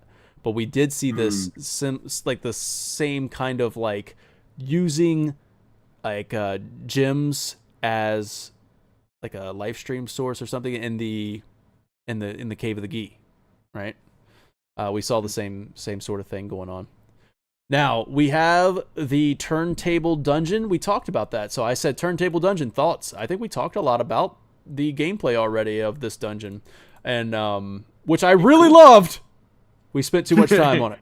Slipstream Saber acquired the purple chest, acquired by a purple chest there, greatly enhanced by Mako running through the blade. And this isn't the first weapon. Every character gets a weapon that has like a Mako infusion to it, which is kind of cool. Now, okay, so a slipstream is a current of air or water driven back by a revolving propeller or jet engine, and then I this is one of the definitions. So thinking of the life stream as the current being driven back by like Sephiroth right now. Could be something like that. Could be something going on here. And then, of course, an assisting force regarded as drawing something along behind something else. That's the one, because we're seeing Cloud being pulled by Sephiroth here. So an assisting force regarded as drawing something along behind something else. That is what is happening to Cloud. So slipstream sabers, that's what I got out of that. Now It's interesting because you get the counter attack from that. So you're drawing in the attack and then you're giving yours back. So that. Good point. Off the top of the dome. Like it. Let's see.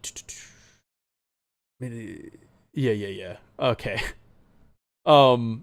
If you push the, I don't even want to say this. I put it in my notes, but I feel like you guys are gonna get on me about it. All right, you're gonna get on me about it already. I put it in my notes. All right, if you push the square for like just maybe 10 seconds, it says, "Hey, look for scalable green walls," and like you don't need to pop up with that. I got it, dude. I got it. But troopers jumped down the waterfall that was sideways just a moment ago. Man, we're really far ahead here. I don't know where this is. I'm just gonna say a really stupid note about that waterfall. I remember the first time I had like one of those like deja vu moments because I remember being at the bottom section. I'm like, why wouldn't I jump down this? And I'm like, oh, it'd be kind of stupid to jump down a waterfall for no reason. And then you climb up to the higher part, and you're like, oh, you see jumping down. And I'm like, that's really far.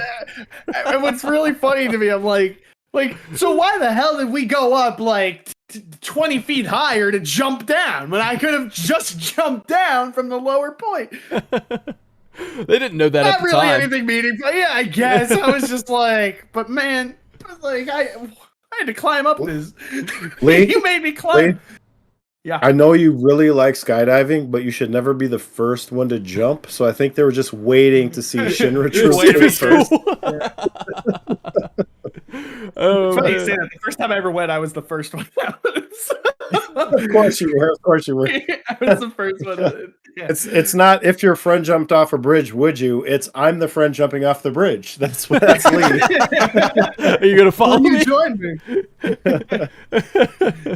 All right. By the way, my friend. So just stick together. By the way, if you take the Muav star chamber, that's the one that leads to a Cetron Bangle. So you do get rewarded for taking these different paths, guys. I do want to let that be known. But of course, if you took the you go out of your way, you get the healing orb. But there's just only one. It's only one bad thing, and then you're just like, all right, cool, come back. And then you get the Cetron Bangle, you get the freaking Slipstream Saber. Really cool, like that stuff. Then we are going to get out of this dungeon, and we are about to face off against our first boss battle. Let's hop to it. I want to throw in, there's a quick bit of dialogue. So at some point, Aerith comments that she can sense that a battle took place here. Like she's like sensing smell the blood. The blood. Yeah. She can practically smell the blood. Mm-hmm. Mm-hmm. That's all. And I think we'll talk about that kind of stuff in the next part of this chapter breakdown. So remember to bring that up again. Yeah. Because I ain't. But that was right. Interesting that she can smell the blood. Whoa. I mean, it took place thousands of years ago. Like, how do you smell the blood? But again, this is kind of like a very timey-wimey. Why didn't Red smell it? Ooh. Why didn't Red smell? Yeah, why did Red? Probably his nose. It's gone, bro. He's regressed. That ain't it. That ain't it. No, this is character regression. No, this is some live stream nose. Yeah, this is a live stream nose, man. Now I know why they're such good friends. Now I get why they're such good friends. It's that nose. They knows. They knows each other very well, man. You know they knows. You knows they knows. Yeah, that was an interesting little. I can almost smell the blood. All right, so there was a bunch of gathering of Shinra troopers outside this door. You walk in, and guess freaking what? It's time for the Red Dragon. Of course, this was in the original game, not placed here, but the Red Dragon was fought in the Temple of the Ancients. And man, what's a labyrinth without a guardian, is what Red 13 says. Yeah. So let's talk about the Red Dragon. Tell me about the boss battle, and then I'll get into the next part of this after the battle. Did you guys like this battle? It's fun. I thought it was fun, Except dude. for the part where he hops on the wall and then puts lava everywhere, because Yes. nobody likes the floor is lava when there's nothing to jump on. We're playing floor is lava, but how do I get away? Right, that's when Cloud triple slash comes in handy. Yeah, you gotta get out of there, man. Yeah. You gotta get You gotta start flying. I will say, from like a design standpoint, I love that the dragon starts on the ceiling. That Look you at this. invert to it. Yes, So cool, man. and then halfway through the battle, it happens again, and you flip back. Yeah. Yeah. I love that, dude. It's so cool that the freaking, like, the whole, that whole shot where they're, like, kind of floating upwards. It starts with the Shinra Trooper, and then it gets the whole party kind of, like, going up. Oh, man. I was trying to get that as the thumbnail, but I couldn't find quite a good angle of them all kind of, like, floating upwards.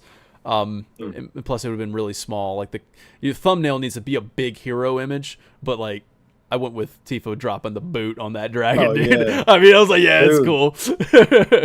But when I saw that, I was like, "That's his get hype moment." That's right there, it is. man. Well, Like, it's saying get hype moment is when she the team up final attack against the Red Dragons. Tifa slamming her boot down on its head.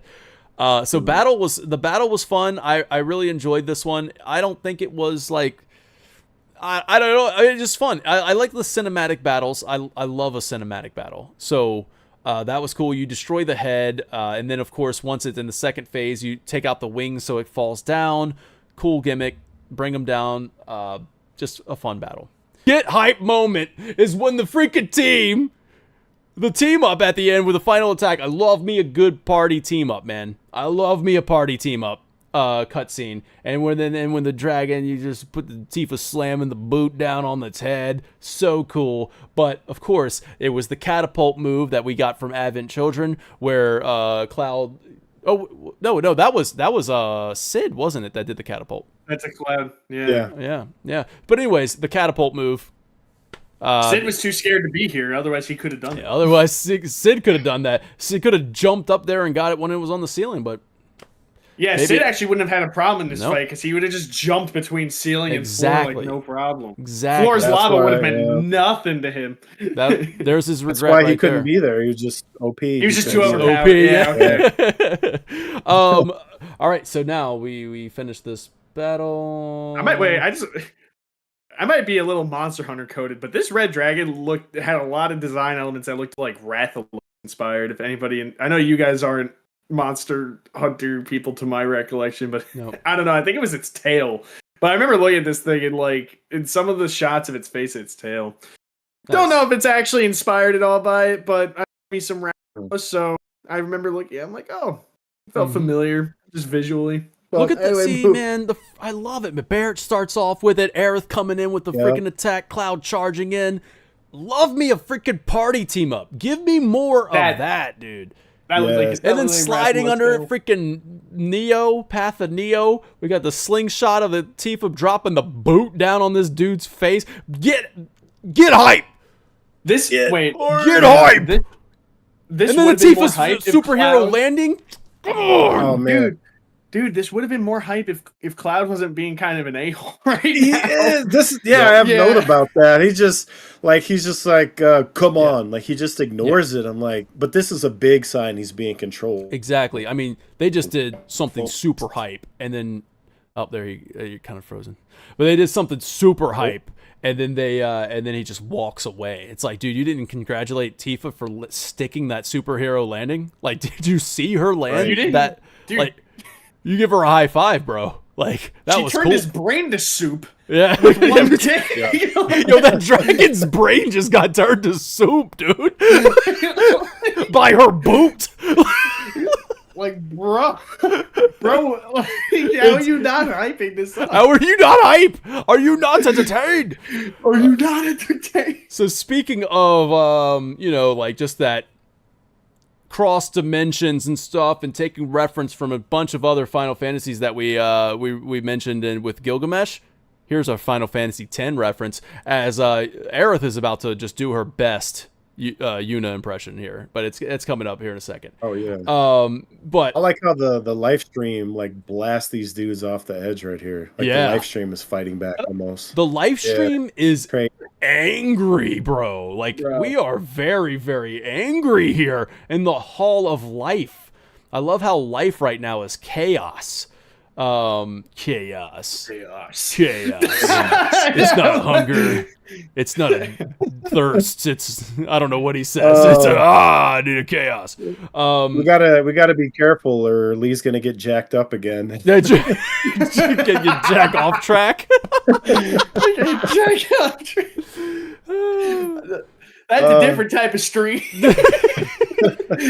Hey. So yeah, after hours. Final OnlyFans. Get your subscription. All right, so you take your elevator down to the Hall of Life. The live stream currents are raging. Troopers get blown away. Barrett says he almost pities them. Aerith goes up and she touches the ground here. This is where that cool iconography is. The symbolism on the ground here with the square within the square, but it's 5 square. It's 4 squares circling a 5th square. And then it's squared. And then it's just all within a circle. It's almost like this is the spiritual world encompassed by the physical plane, right? That's being projected on the outside there on that circle. And this is the planet. Preach. Okay? This is the planet. Oh, yeah. This is the planet on the outside there. And then inside, we're seeing a lot of change. We're seeing like an unprecedented amount of change within the spiritual realm. But also within the spiritual realm is green mixed in with red. So, and we'll see later on that the live stream is angry because of that red. We'll get into it. Tifa's like, can you calm it down? And she says that she can try. All right. She thinks the live stream is angry. She'll try and tell it that they mean no harm. She does her best summoner sending impression here, complete with slow-mo. I want to do a side-by-side because I swear the angles are very, very similar to Yuna sending. I did a side-by-side while I was doing this playthrough because I just needed to make sure like I wasn't going crazy. Bro, it's so dope. Like, yeah, do a video of it for real. Yeah. Just do a little. I got a couple little quotes to throw in there too. Mm-hmm. Yeah, because I'm sure somebody's already done it. I'm sure somebody's already done it. Well, if not, Dan, there you go. Nice little short, just Aerith, Yuna on the bottom. But it's very, very, very, very similar to Yuna's sending. Look at even the slow mo. Look at that. That's like straight up Yuna, man. All right, so I will do that side by side here. I'm sure I can find it on YouTube. Somebody's already done it, I'm sure. So we got she gonna have to line. Okay, she harnesses the live stream here, calming it. Now the symbolism on the ground is now green. It's all green, getting rid of the anger, calming the live stream down. It's all green now. But some of the live stream bounces off of her staff, causing the pillars to rise, separating Aerith, Red, and Yuffie from Cloud, Tifa, Barrett. The live stream pushes Tifa backwards and pulls Yuffie forward. Deliberately. They were standing right next to each other. It wasn't like the live stream had to go in between them and say, bam, back, get out of here, and then smack the Yuffie forward. It's like, look, boom, get out of here, and pushes Yuffie forward. The live stream's will was to separate them, to get them away from Cloud, Tifa, and Barrett. I don't know why. I don't know what happened. I don't know if it was Aerith that made the mistake or if it was an existence, a being, a will, a spirit within the live stream that caused this to happen. Go ahead. I see you. This is more of a joke. Wait, is it the same time? This is the live stream telling you that these two, you got to do ATB ward. You got to do This is a live stream telling you the meta I had a different joke. How to cook in the hard mode. Yeah, Wiley. I was sitting on it. I'm like, no, he actually has a point. I'm gonna let him cook. And then he had a joke. Oh, my joke was stupid too. I was like, my joke. Oh no, my joke was stupid too. Listen, man, I call it as I see it. Man, It just wanted into the avalanche. It just was like, you three go. But no. They wanted you to use ATB. They wanted you to figure this out, all right, man? If you haven't been playing as Aerith, you're going to now. But I was after they made me. They're like, yo, see how cool she is? But here's the thing, right? You get they get separated here. Cloud says they're with Aerith. They'll be fine. He prioritizes the black materia over going to go get, like, to see if the others are okay. And Tifa and Barrett give each other that look that they've been giving each other when Cloud's like, even back at like Mount Corel, like they've been like, Coral. Oh, man. It's the live stream Coral. Yeah, it gives each other that look of concern, like, something's not right. So after that happens, I did want to kind of go back a step when they got all separated and the platform rises. That symbolism turns red again.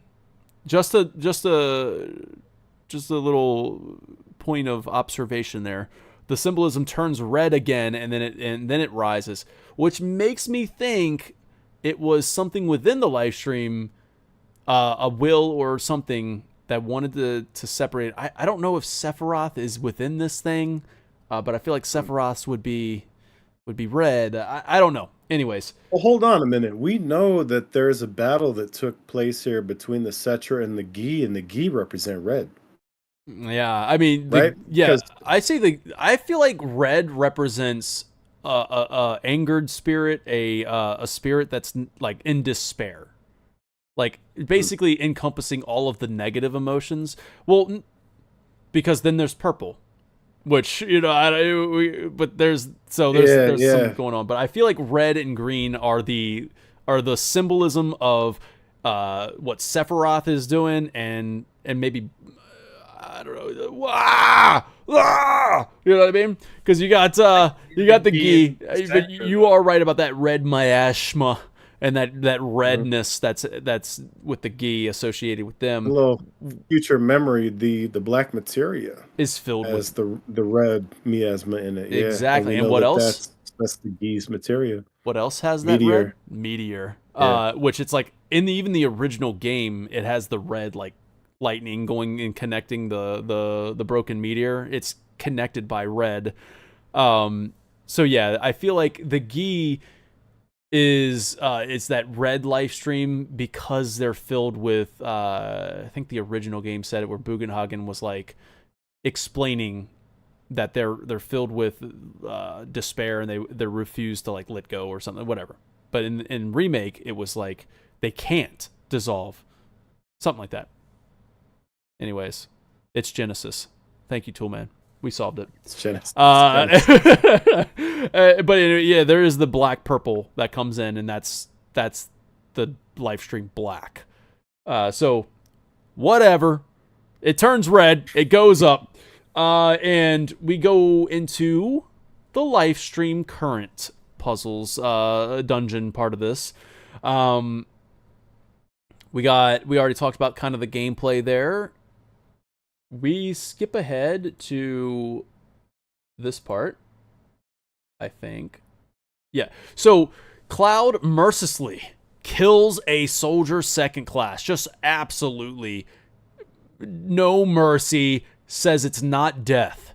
It's a homecoming. And kill of the week, right? You know what I mean? The kill of the week, or what they call it. That a zombie land kill reference? of the week, yeah. Zombie kill of the week here.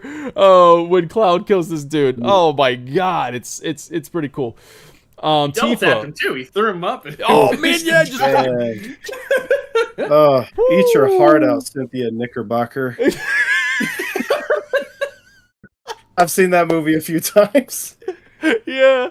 Believe it or not, Twinkies have an expiration date. Yes. I love it, man. Not the taste, the consistency. It's the consistency. I was eating a Twinkie the other day, and I told my friend on in the Xbox Live party, I was like, man, this is the best Twinkie I ever had. And he was like, yo, can you describe it to me? And I was like, yeah, man. Like, I was like, it's kind of like slightly sticky on the outside. It's a little spongy. It was like, bro. Anyways, it was a very intimate Twinkie.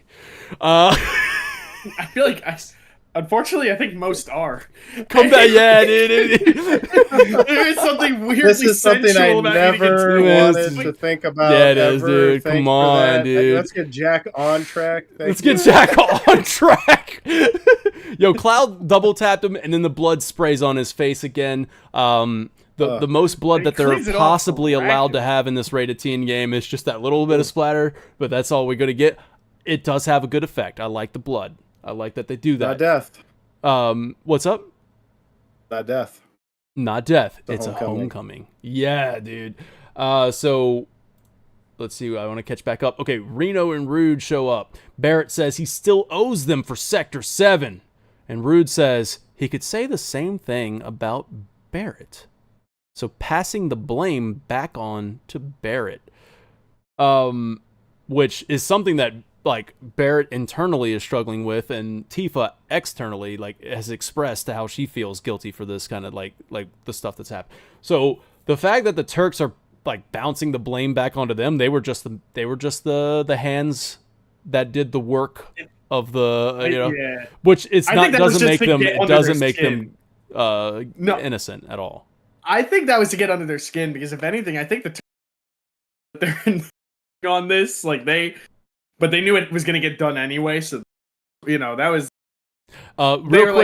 real quick. I do want to give you a heads up. Your microphone's cutting in and out real bad. I think the last time you solved it by like restarting your PC. So if you want to do it's doing it bad again. Yeah. It's pretty bad. So if you want to restart, you can come back in. Up to you. I get up to me. Up to you, man. Up to you. If you want to keep talking and then just keep getting interrupted. All right, I'll see you in a minute. I thought you. I'll be back. Yeah, go ahead. So we got Barrett saying we still owe you for Sector 7. They passed the blame back onto them. That was a very interesting thing. They go ahead and escape though. The Turks just say, "Yeah, catch you later," right? And this is, of course, Reno keeping his priorities straight. They have a mission, and they're going to go take care of that mission. Let's see. Then we get our first time rewind. This is the first time that we see the clock thing from the original game. I'm glad they brought this kind of nod. Like, where in the original game, where that room where like the freaking clock is, you have to set the time and everything. So I appreciate this having like a little timey-wimey thing going on here as we roll back the time to several hours prior, and Aerith wakes up atop that pillar that she had arisen, and Aerith says, "I really screwed up." So she's blaming herself here. I mean, once again, this is her getting in tune with the live stream. She's the first time in a long time. Maybe even she's forgotten entirely how to do it. Because I do believe, like I said, in the original game or in remake, she was there. She had it. Yuffie and Red cheer her up, and Aerith discovers a new gameplay mechanic as she attunes to the live stream like it's Final Fantasy XIV, and she's now one with the flow. She's one with its flow, is what she says. I'm at one with its flow now. And then she says thank you to the live stream. It's unclear if she's like communicating with somebody within or something or talking with it, or she's just like, all right, thank you. I'm just throwing this out there. Thank you for whoever is helping me out right now. She says they teach her, right? She uses the term they at some point right here, because I have a note saying that Aerith learns how to control the flow of the live stream after reaching out, and they teach her, and I have that in quotes. So I don't know. It's interesting. Can you turn your mic up just a little bit? I feel like you got a little quieter.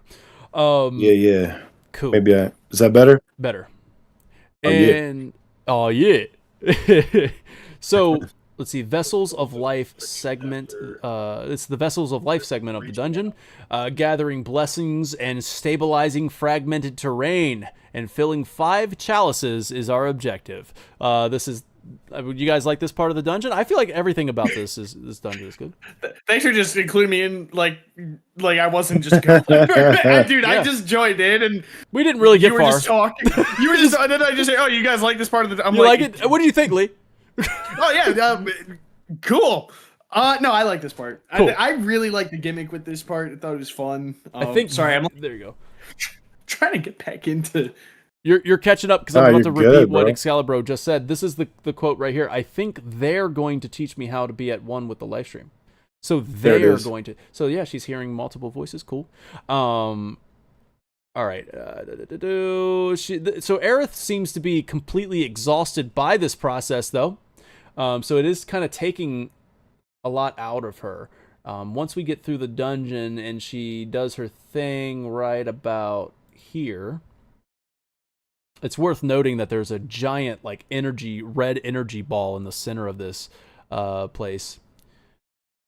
Oh, I don't think we see that yet. No, my bad. I feel like it's also worth she's noting... moving things around here. She's moving the literal, like, temple around, and then she just collapses. That took a lot out of her. So we get the time jump back to Cloud, Barrett, and Tifa.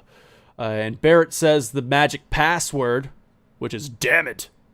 And then all the walls just start moving as soon as he says that. That's what the Cetra said it to. Just damn. I don't know if you guys. Wait, I don't know if you guys said this while I was gone, but something that I noticed, especially on this playthrough, is how different of an experience these two parties have. Right, like they're getting such a more calm. They're building Aerith's like rebuilding the structure so they could traverse much easier. Whereas like Cloud and company are dealing with very violent side of the temple. Like they're just, I thought that was really interesting, and how they get then going back with like how they got forced to be separated. And that made me think of the conversation we had going way earlier about Aerith saying like, oh yeah, there's no free passes, but yet she seems like to be guided by the temple going in. Well, it's like I feel like it's almost like what you said. No, I mean, I think we're finding out the reason why the live stream wanted her to do this, because she's literally calming this red ball of energy here that's causing so much issues. It's like maybe the temple was like, we're not going to give you free. We want you to come in here. We need you to help. We need you to help channel the live stream here, and we need a Cetra. We need somebody on the physical plane to make this work. And one thing I'm noticing right now, so the red symbolism, notice when the characters fall on it, it turns green. I just thought that was cool. So like, let's see. Maybe I'm just seeing things. But yeah, the red is flowing through this thing right now. And then when Yuffie falls down, it turns green. It's kind of like a little green little burst there. Anyways, doesn't matter. We go over here to Cloud. Well, hold on. Something really important happens here. Back up just a hair on Cloud. Okay. Where do these fiends come from? Ooh, yeah. Ooh, wait, did you write some of these? Watch this. And I have a quote. I'm about to do a little baby cook here. Comes out of the second soldier, second class. They turn into frogs. Mm-hmm. All right, so check this out. So let's go back to the sending scene from Final Fantasy X with Yuna. Right before that, literally leading up to that scene, Lulu says to Titus, because I'm not saying his name the other way, the dead need guidance. Filled with grief from their own death, they refuse to face their fate. They yearn to live on and resent those still alive. You see, they envy the living, and in time that envy turns to anger, even hate. Should these souls remain in Spira, they become fiends that prey on the living. Sending takes them to the far plane where they may rest in peace. And also note that Aerith draws life stream from the fiends when you defeat them. So she's basically preventing them from going back or resending them to the live stream. Like the whole thing is like connected. I wonder why they chose to do the Blight Frog though. Because what's funny about this is that because I wrote down the intel descriptions for, I don't know if I did all of them, but I did most of the enemies in here. And the Blight Frog like was just a weird choice because its intel description, it's very brief. It just says amphibious creatures found in the Temple of the Ancients, bred by the Cetra for research into toxins. After it's not the fall just of the the Blight Cetra. Frog. What was the other one? It's this Hellrider thing or whatever it is, right? Yeah. Floating Death? No, okay. This thing. But yeah, keep on going, Lee. Is that the Panthera Protector?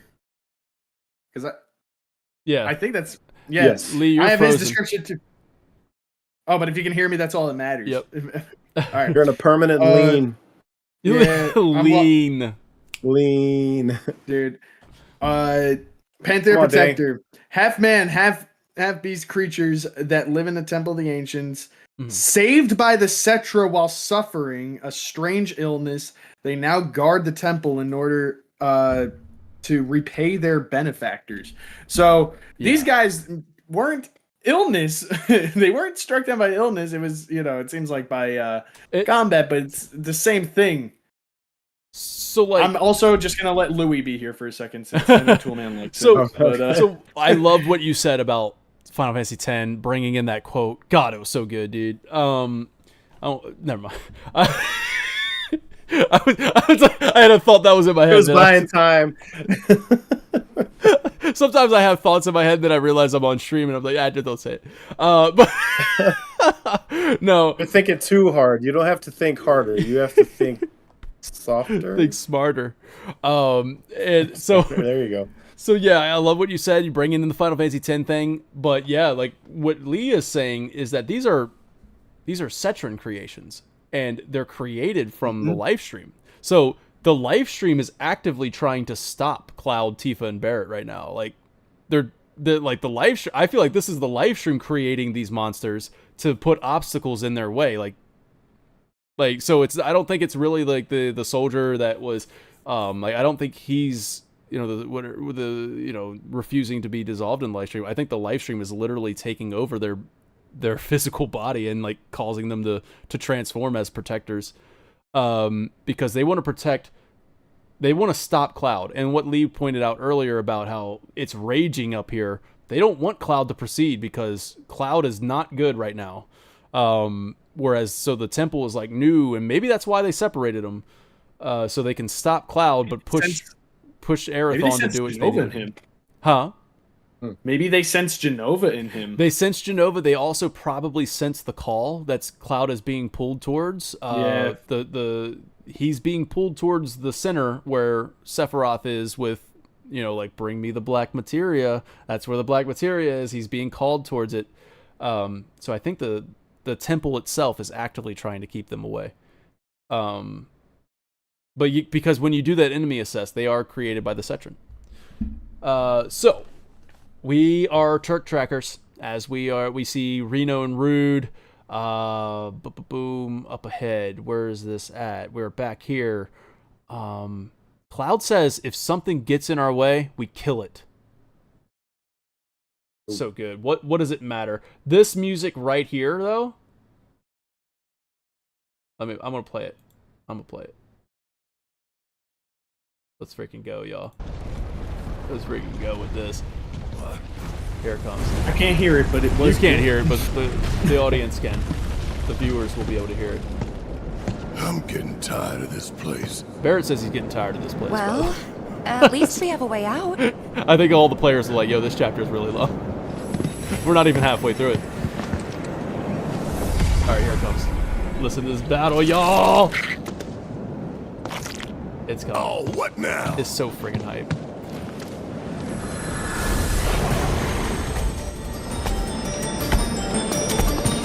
Does it matter at this point?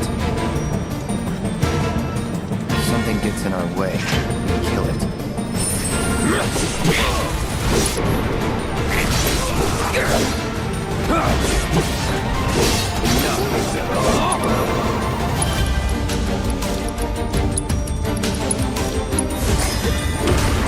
Woo! I'm sure you guys were entertained by not hearing anything, but that dun, dun, dun, dun, dun, dun, dun, dun, dun, dun, and then like it's like the swell, like the oh man, you got that. This is my favorite track. Spoiler alert. This is "Listen to the Cries of the Planet" battle edit. Yes. Yeah. This is my favorite track in the chapter. Spoiler. Yeah, I love this track, bro. I love this track. Man, I was so hyped when I heard it. There's another one that's pretty hype coming up too, so we'll talk about that in a second. So we get to this is where I noted Sephiroth's motif, the "Listen to the Cries of the Planet," mixed in with the Forgotten Capital motif that kind of comes in there as well in the next area. Troopers get swept away. Barrett gets the feeling that they are not welcome here. Hey, that's what we talked about. And then you go fight the Ironclad. So the big Iron Giant battle here, the Ironclad. Thought this battle was actually pretty cool. Did you defeat him? Yes. Yeah. 3 times. He was too easy to beat, man. Like he kept dying before he would get staggered. It's too easy to beat. Dude, I think that's because the normal mode. I will say, I don't know. Dynamic was a little more. I feel like. Did you have a little? It's funny though, and I just love what his parents say. He goes, and that's that, and that's that. Not quite. We're still standing. He's like, fine, one more time. and then you have to get him back into the fight just to try and knock the tower down. Yeah, you got to do it. All right, one more time. But yeah, you get this guy to knock the tower. I think that's cool. Right there. There we go. Yeah, I really enjoyed it. Yeah, I think that was a really cool idea to have something in the environment come into play with the battle. So I like that idea. I wish they did this more. Yeah. Yeah. Agreed. It's like the only case that this happened. I mean, I know that there's like some like boss fights. I know in Remake, whatever that like saw snake, I can't remember its name, but like the sawfish snake thing where you transition the environment and the two separate parties fight. Like I know they played around with environmental transitions during boss fight, but this is like the first time I recall really a mini boss or a boss or anything like that being used to actually impact the puzzle environment directly. I hope that they take this idea and bring it back going forward. Yeah, because doing more of this type of stuff, that's what makes this dungeon really cool. I agree, it is the best dungeon in the game. It's just kind of crazy that they cooked so hard at the very end of the game. Basically, they put all of it into this. I mean, listen, if you're gonna go out with a bang. Yeah. So yeah, for the last dungeon, it is cool. Yeah, they did really good with this one. I like a cinematic battle. You know what I mean? Like it reminds me whenever you get a cinematic battle, like the Scorpion Sentinel, like where it's jumping on freaking walls, jumping all over the place. That's when Final Fantasy VII Remake Trilogy is at its peak. That's when it's at its best. And I actually kind of come to a realization that the human battles, the human versus human, like that kind of stuff, is fun. It can be strategic, but I feel like at this point, once we get to the next part here, we fought the Turks so many times in this game that I'm just kind of like, all right. I was starting to get a little bit like, I don't know if I necessarily needed to fight them again.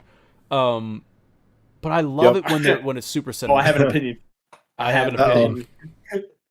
Here we go. Do you have an opinion, or were you just saying that I had an opinion about that? No, I have an opinion, but it's about the Turk fights. Okay, we'll get to it. We're gonna get to it. We're gonna get to it. So Ironclad battle, boom. Barrett wanted to let the monsters battle the Turks once we get there, because right after you do this, basically there they are. The Turks are right down there fighting, and Barrett wanted the monsters to just go ahead and come, take care of them, and then man, fun today. So you drop down in here. Let's see. Bro did the same thing I did, just instant turn to frog. This is actually the moment that I wanted to talk about with the movie. Yeah, you gotta dodge the breath. Dude, no, I remember jumping down and instantly getting caught, and I was like, all right, I'm not playing Cloud. So say your opinion real quick. Yo, So Anna or Anna Kettle said, is just tossing that Gil. Thank you so much. I really appreciate that, Anna. Hello. Sorry, I'm new. I love this game. I'm glad to have you here. So thank you so much for that. Thank you so much for your support. Really appreciate that. Glad to have you here. So go ahead and give your opinion, and then I want to show you. I want to let you guys hear something because I freaking love it. My opinion. I mean, it kind of also. It might be better said with the song part, if I'm being honest. Oh, you're doing the song? Because I want to talk about the song. No, the song. Oh, sung. My bad. Yeah. My bad. Yeah. What are you talking about? I'm talking about the song, bro. That song that plays here is it's Final Fantasy 1, bro. It's the Final Fantasy 1 battle theme, but it's like the Final Fantasy 1, but also kind of like all the way through Final Fantasy 6. You know what I mean? Like so like there's that. So so here's the Final Fantasy 1.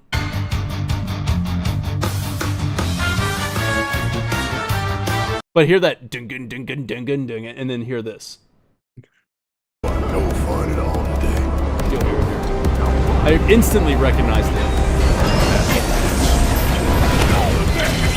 Like I can actually hear it, but Unless the monster gets You can hear that ding ding ding ding ding, and then he goes bum bum bum bum bum bum. It's like it's separating the. It's just so. Anyways, I thought that was cool. Little thing I noticed instantly as soon as he drops down that boom gum boom gum boom gum. I'm like, oh man, I'm back. All right. So there you go. What about this battle? You want to? It's more about the sung battle, so we can talk about this one. It's about both kind. I was just gonna say, I think I agree only to a certain extent. Maybe Chapter 12 was where the Turk fatigue might have hit, and it would have applied here if it weren't for the fact that we get to fight Reno again in this fight. Yes. And then we get to fight Sung for the first time, like as I recall, like ever in the next fight. So I know what you mean, but in this specific chapter, to me, both Turk fights are welcome. They probably could have cut it out at 12 and it would have been okay because we just had it so much. Yes, they could have cut it out at 12. Or just change the Protorelic one, which sucks because it is cool how Turk-centric it is, but since you're fighting Turks in the Protorelic quest, and what is that, 9? Somewhere along the lines, there was a bit too much Turkage, but... There's too much Turkage going on right now. but that's the thing, not here. Not here. I agree. I agree because we were talking about the whole big like cinematic fight. There was some cool cinematics with like to make this a cinematic battle with of course you drop in and you help clear out the enemies here, and Rude saves Tifa from a frog. There you go. Yep. And then of course Cloud accidentally saves Reno. I think it was very much an accident. I don't think he was going for this. He wasn't going for that. Nah. And then both pairs do end up fighting each other. Rude and Tifa do end up fighting. Reno and Cloud fighting. And this is so freaking cool. Give me more of this in part 3, please. I want more of this like choreography, the fighting here. I want more of this, please. In part 3. This was so cool. And then we have the epic team up. We have Rude and... Oh, I made a note. Rude and Tifa definitely trained under Zangan together. Or at least under Zangan. Not together, but like separately. Because Zangan did say he had so many, like hundreds of students gathered. You think Rude is a disciple of Zangan? I think or he a is. Student? I think he is. They were kind of matching each other, man. They were matching each other. Like That's interesting. They know each other. So I think that's something to... Maybe that adds to his crush on her. And that could be it, bro. Maybe they were in the same dojo. Maybe they were in the same dojo. Oh, wait a minute. How old is Rude? Now that I'm thinking about like how 32. Is he like 30? He's in his 30s. Maybe. Yeah. I think Audrey from Twitter had like posted about that, like the age of the Turks, the ages of the Turks. But yeah, they're in the 30s. Like, so maybe he's just a little bit older. He's like than Tifa. I mean, she's in her 20s. She's so 21. It's not. Yeah, he's 30. Means he could have been like a teenage like in the whole like under Zangan, and then like seeing, I don't know. The more I think about that idea I was cooking, the more I want to revoke it. Starts to get weird.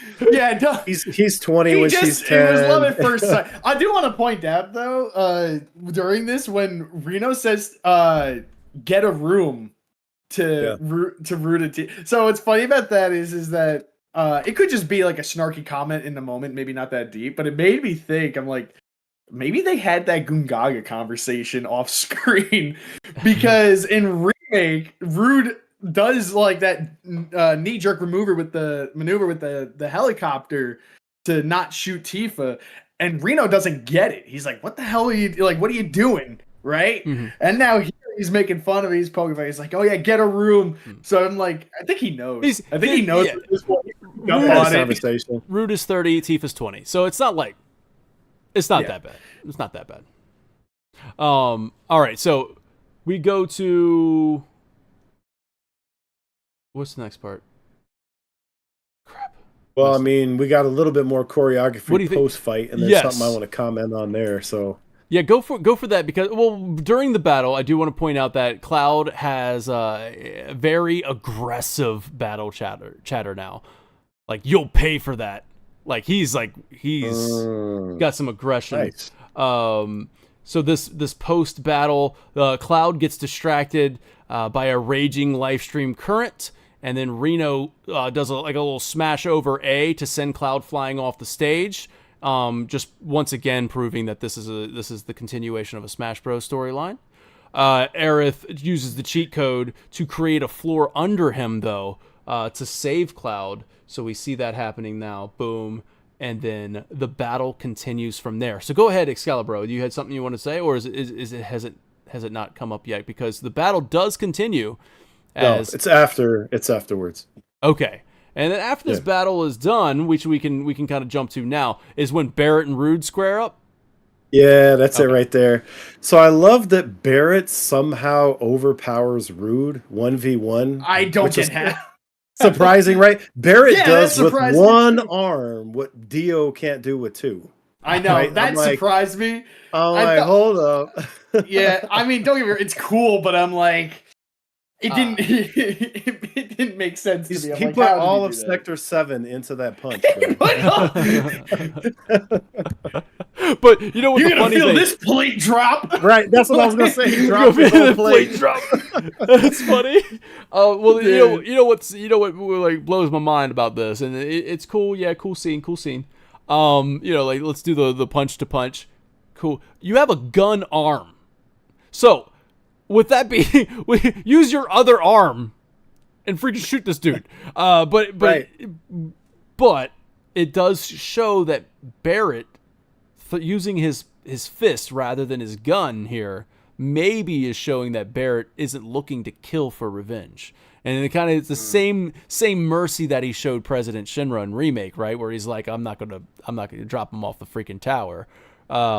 So there's something maybe to be said about that, other than it being like just a cool little shot of the punch to punch. They also walked up to each other. It wasn't like there was an aggressed, you know what I mean? Like they both had like a pause moment. And of course, separating gameplay from cutscene. We've been shooting the hell out of this guy we've been turning this guy to Swiss cheese during the battle. We talked about how Rude has John Wick's Taylor. I mean, he's blocking sword attacks with his suit in Chapter 12, right? I mean, bullets ain't doing nothing. Oh, but here's the thing though. Barrett may show mercy, but Cloud does not care. Cloud comes in for the kill. Like, as they're doing the thing, like, Cloud is coming in with the freaking braver, boom, coming down with it. And, of course, the Turks dodge out of the way of that. And Cloud breaks the floor with that. Shatters the freaking ground. It's pretty crazy. Dope. Crazy to think about. So, yeah, he shatters the ground. And we're going to get the clock turning back several hours again. And not going to lie to you, when this happened, I was like, oh, come on. But I do like what happens here. And it's not too bad. I actually kind of... It's not long. It's not long. But it was at this moment where I was like, man, like in the first playthrough, I was like, oh, God, You're gonna do this again. When will it end? When will it? Yeah, exactly. It's kind of like it was kind of getting the feeling. I was like, really, I had to catch up to the moment. But keep going back. When do we go forward? Yeah, when are we gonna go forward, man? But we got to see how Aerith saves him, and we will, because we go back in time. The live stream is raging around this red energy ball, as I mentioned before, and monsters are actually powering it up. Fiends are the ones using that red energy to like just shoot beams at it, and we need to cleanse it. We need to get rid of that. So we go over to each one of them, and we fight some enemies. We fight Floating Death and Hectize. Cool battle. I like this battle. Made you think. Try to figure out the what needs to be done to defeat them. So I do like I like a battle that makes you have to use some, get into the battle, observe, figure out what's going on, and then figure it out. I like that. So anyways, jumping across the platforms to each of these though, part 3 critique or suggestion, please. All right, and I hate to do it. But I'm going to reach down here, and I'm going to grab an Expedition 33 again, all right? So listen, Expedition 33 has the jump button. And I was like, man, can you assign a jump button, a manual jump button in Part 3?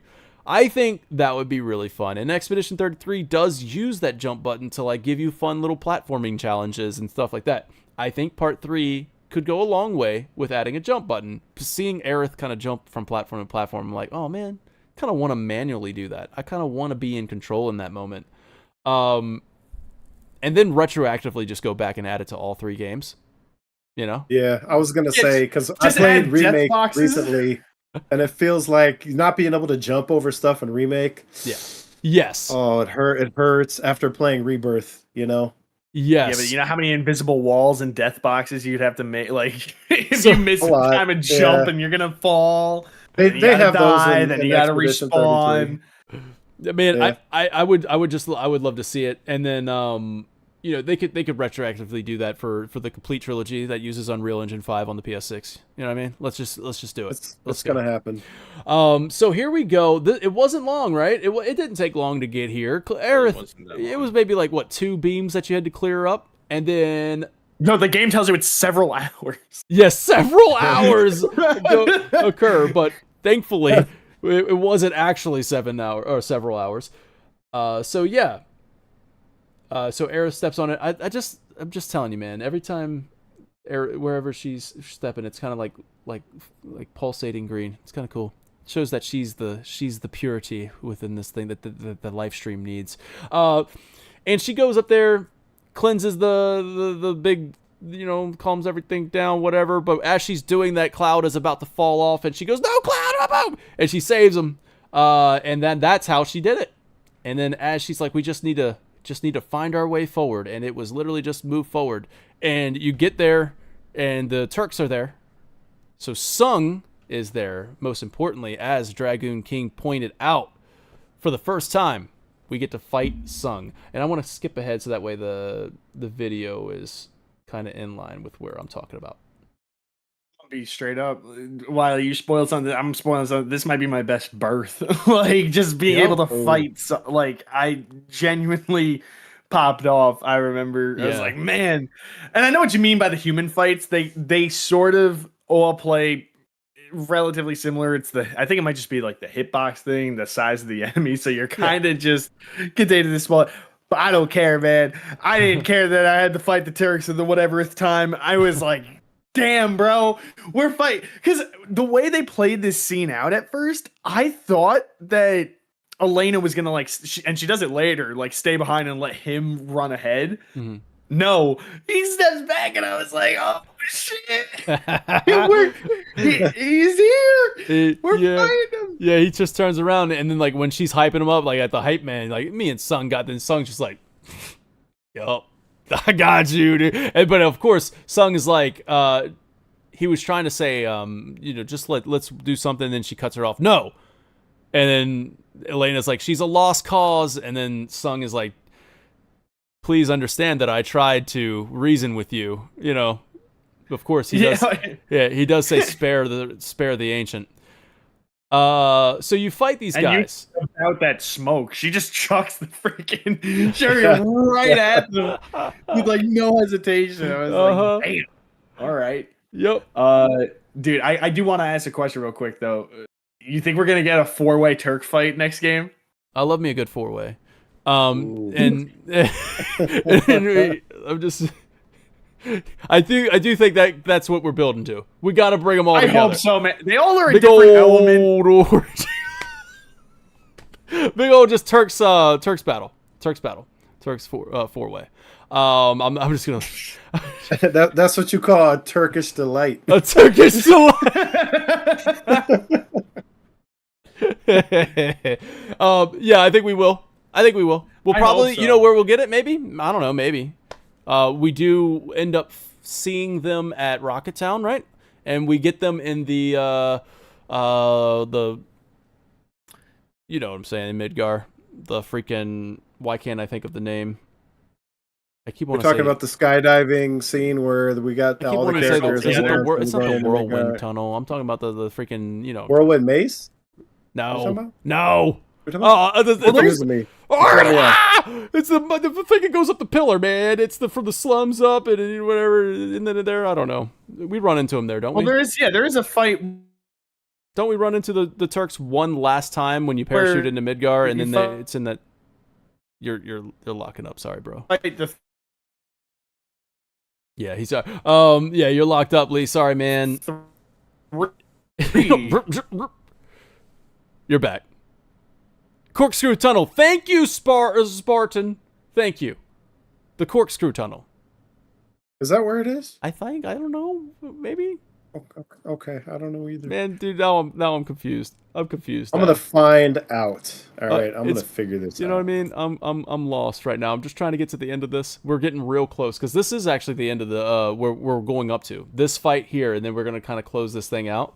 But yeah, you fight the Turks one last time after the parachuting into Midgar, right? So that would be cool to kind of have that 4-way Turkish delight right there. Anyways, what do you guys think of this fight? You guys liked it? I know Sung popped, or Dragoon King popped off for it. Good fight. Cool. Yep. I liked it too. Now, was it just me, or did you guys just make a beeline for Sung? Like, I'm not even worried about Elena. Get rid of Sung, I don't care what mess you brought to the game. I'm for Sung because, like, obviously this is the man in charge. I gotta get him dealt with first. Oh, see, I did the opposite. Yeah, I knew exactly how Elena played, so I was like, all right, I know her. Yeah, I took out Elena, and then I think it was also because I wanted to just see Sung in action. Yeah. Oh man. So I did the opposite. I took out Elena, and I just enjoyed watching Sung fight for his life as I just beat the daylight out of him.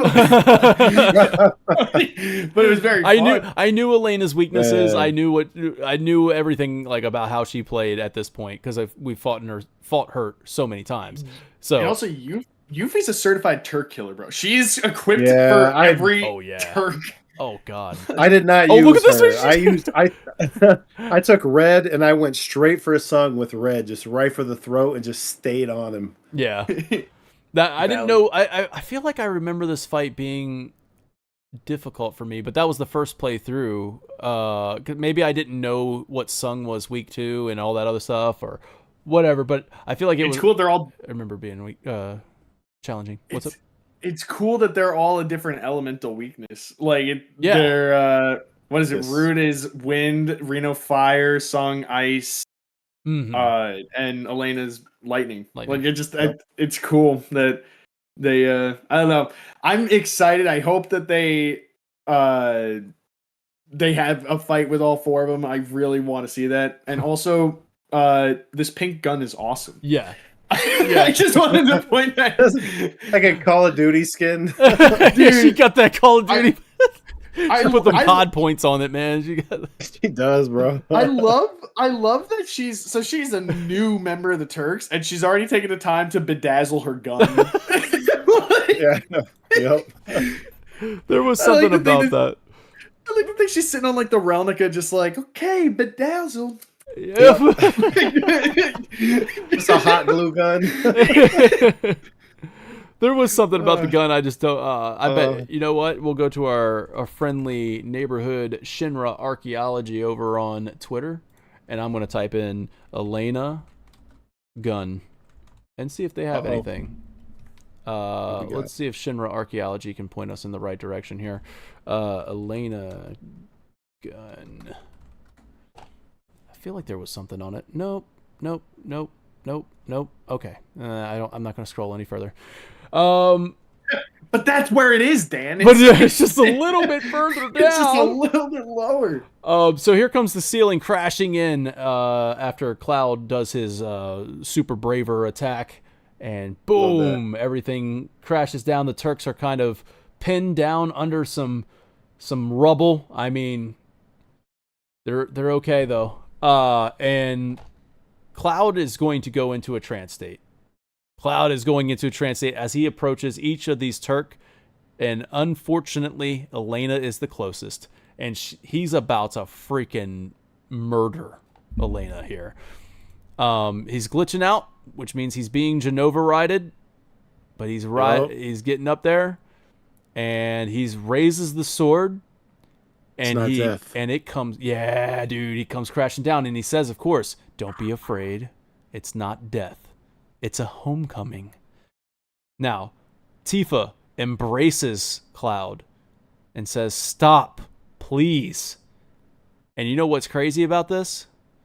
Cloud, and we were setting this up in Chapter 11, where Tifa would always come up to Cloud.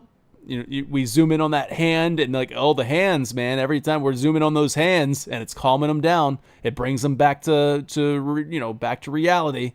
And they kind of calmed each other. He takes the hand and just throws it off of him. Get off me. Woo! That's a powerful little gesture there as he takes the anchor that has been bringing him back down, and he takes it and just casts it aside. Cloud is gone as he moves forward into the next episode of Final Fan TV's chapter analysis. That's where he's going, because this is where we're going to end it, where Vincent shows up and Vincent says death does not suit a Turk. You get no homecoming. No homecoming for you. I love that they show Vincent's following the party, though. That's a nice little touch. Yeah, I love that he's following the party and not helping. They didn't need help. Ah, man, they got it. They got it. He's like sitting back just eating popcorn. Like, oh man, the Turks versus Cloud? Oh man, all right. This is going to be a good one. Let's see how this one goes. I feel like there was so much room for character development, though. If you could have had them as each, when they separate, maybe give each a guest party member with Sid. I don't know. A lot of people wanted the Vincent DLC that everybody was kind of calling for. Wanted Vincent's point of view going through the temple. And honestly, that could have been cool. What if Vincent had his own trial? That would have been a cool thing to kind of go through Vincent's like trial there and like get a whole lot of backstory on Vincent to get a lot more deep ground stuff that needs to be resolved. It was introduced in intermission. You know it's coming back around. There's no way they're not letting that come back around unless, of course, it leads into Advent Children and then into Dirge of Cerberus, where it's all just a tease. But I don't think that's... We'll talk about that during the Hypecast. So there you have it. I think that just about does it for our recap analysis of Chapter 13, the first half of it. Oh, man. Next week, the reason why we broke this into two parts, because next time, not next week, but next time we come in and do this, it's going to be the trials, the Cetran history lesson, the freaking Genova arriving and all that other stuff, that whole entire montage that we get walking through the museum, basically. And then you got Cloud's mental breakdown, the freaking Demon Gate. Oh my God, there's the trials themselves are going to be a lot to dive into. So we had to split this up because otherwise this would have gone on for a very, very long time. And I like that this an hour to talk about Gilgamesh. We did take some time to talk about Gilgamesh. We did. But hey, you know what? There was some cool stuff there. Yeah, for sure. So there's that, and then of course we're going to rank it. We're going to put in our official rankings, and it's going to be a lot of fun. The reason why I say not next week is because next week is Summer Game Fest, and what we're going to do, I haven't decided whether or not I'm just going to say, hey, we're going to go live. Chat, since you're here, let me know. Would you want to tune in and watch us live react to it? I don't really know how that, I mean, usually I just like to kick back and I just watch it and I'm enjoying it to myself. And then as soon as I see Square Enix logo, I press record and get my reaction there. And then I upload that later for you guys to see. But me and Excalibur will be doing that. We're going to, either way, whether we go live and live react to it. Because you have to decide if I'm joining or not. Well, you're on vacation. Yeah, that's the other reason. You said you were on vacation. That's the only reason. I'm gonna be on vacation. Yeah. So, it's usually about 2 hours, Toolman. It's usually about 2 hours. And we would just be kind of reacting to that live, or we'll just press record as soon as we see any kind of inclination of a freaking Square Enix thing. We're also hopefully going to get some Final Fantasy VII Remake Part 3 predictions up there for you. I'd like to record that and have that up for you guys. I want to say a big thank you to the Final Fantasy V party members who party up, and we got to Centurion was one of them. They got to watch us record the last 2 videos. They just got to watch us record them and get into a look into our process and how we do that. At least this new process that I'm doing, where we're just going to just talk about it, right? And then we're going to edit it if necessary.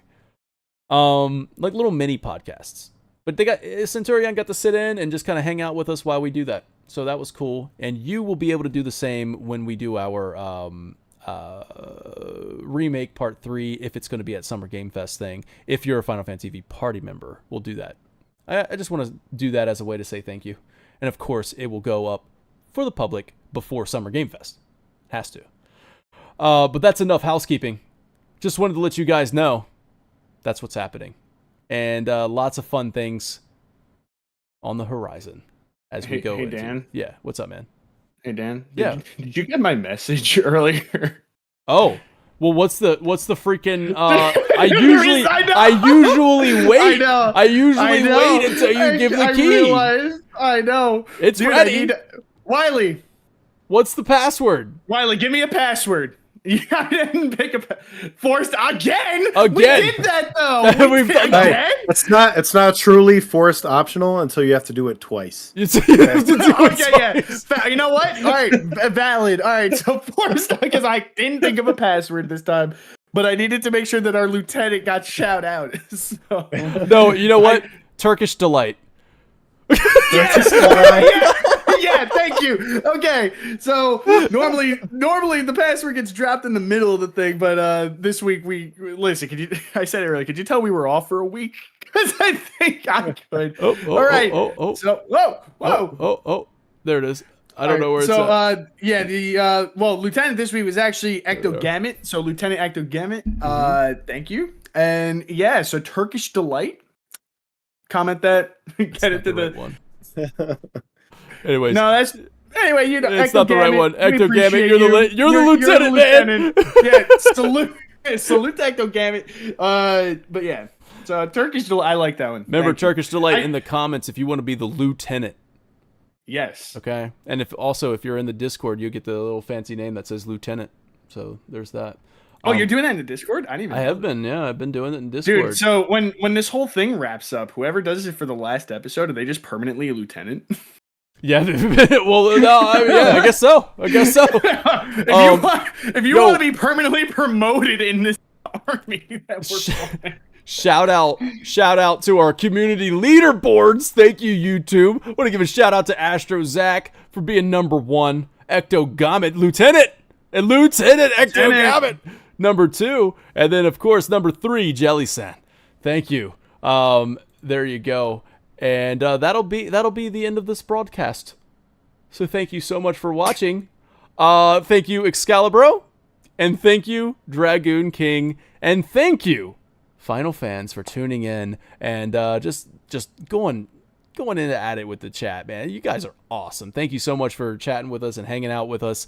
And big special thank you to the Final Fan TV party members who I'm going to present on screen as I close this out. So thank you so much for watching. Take care now. Bye-bye then.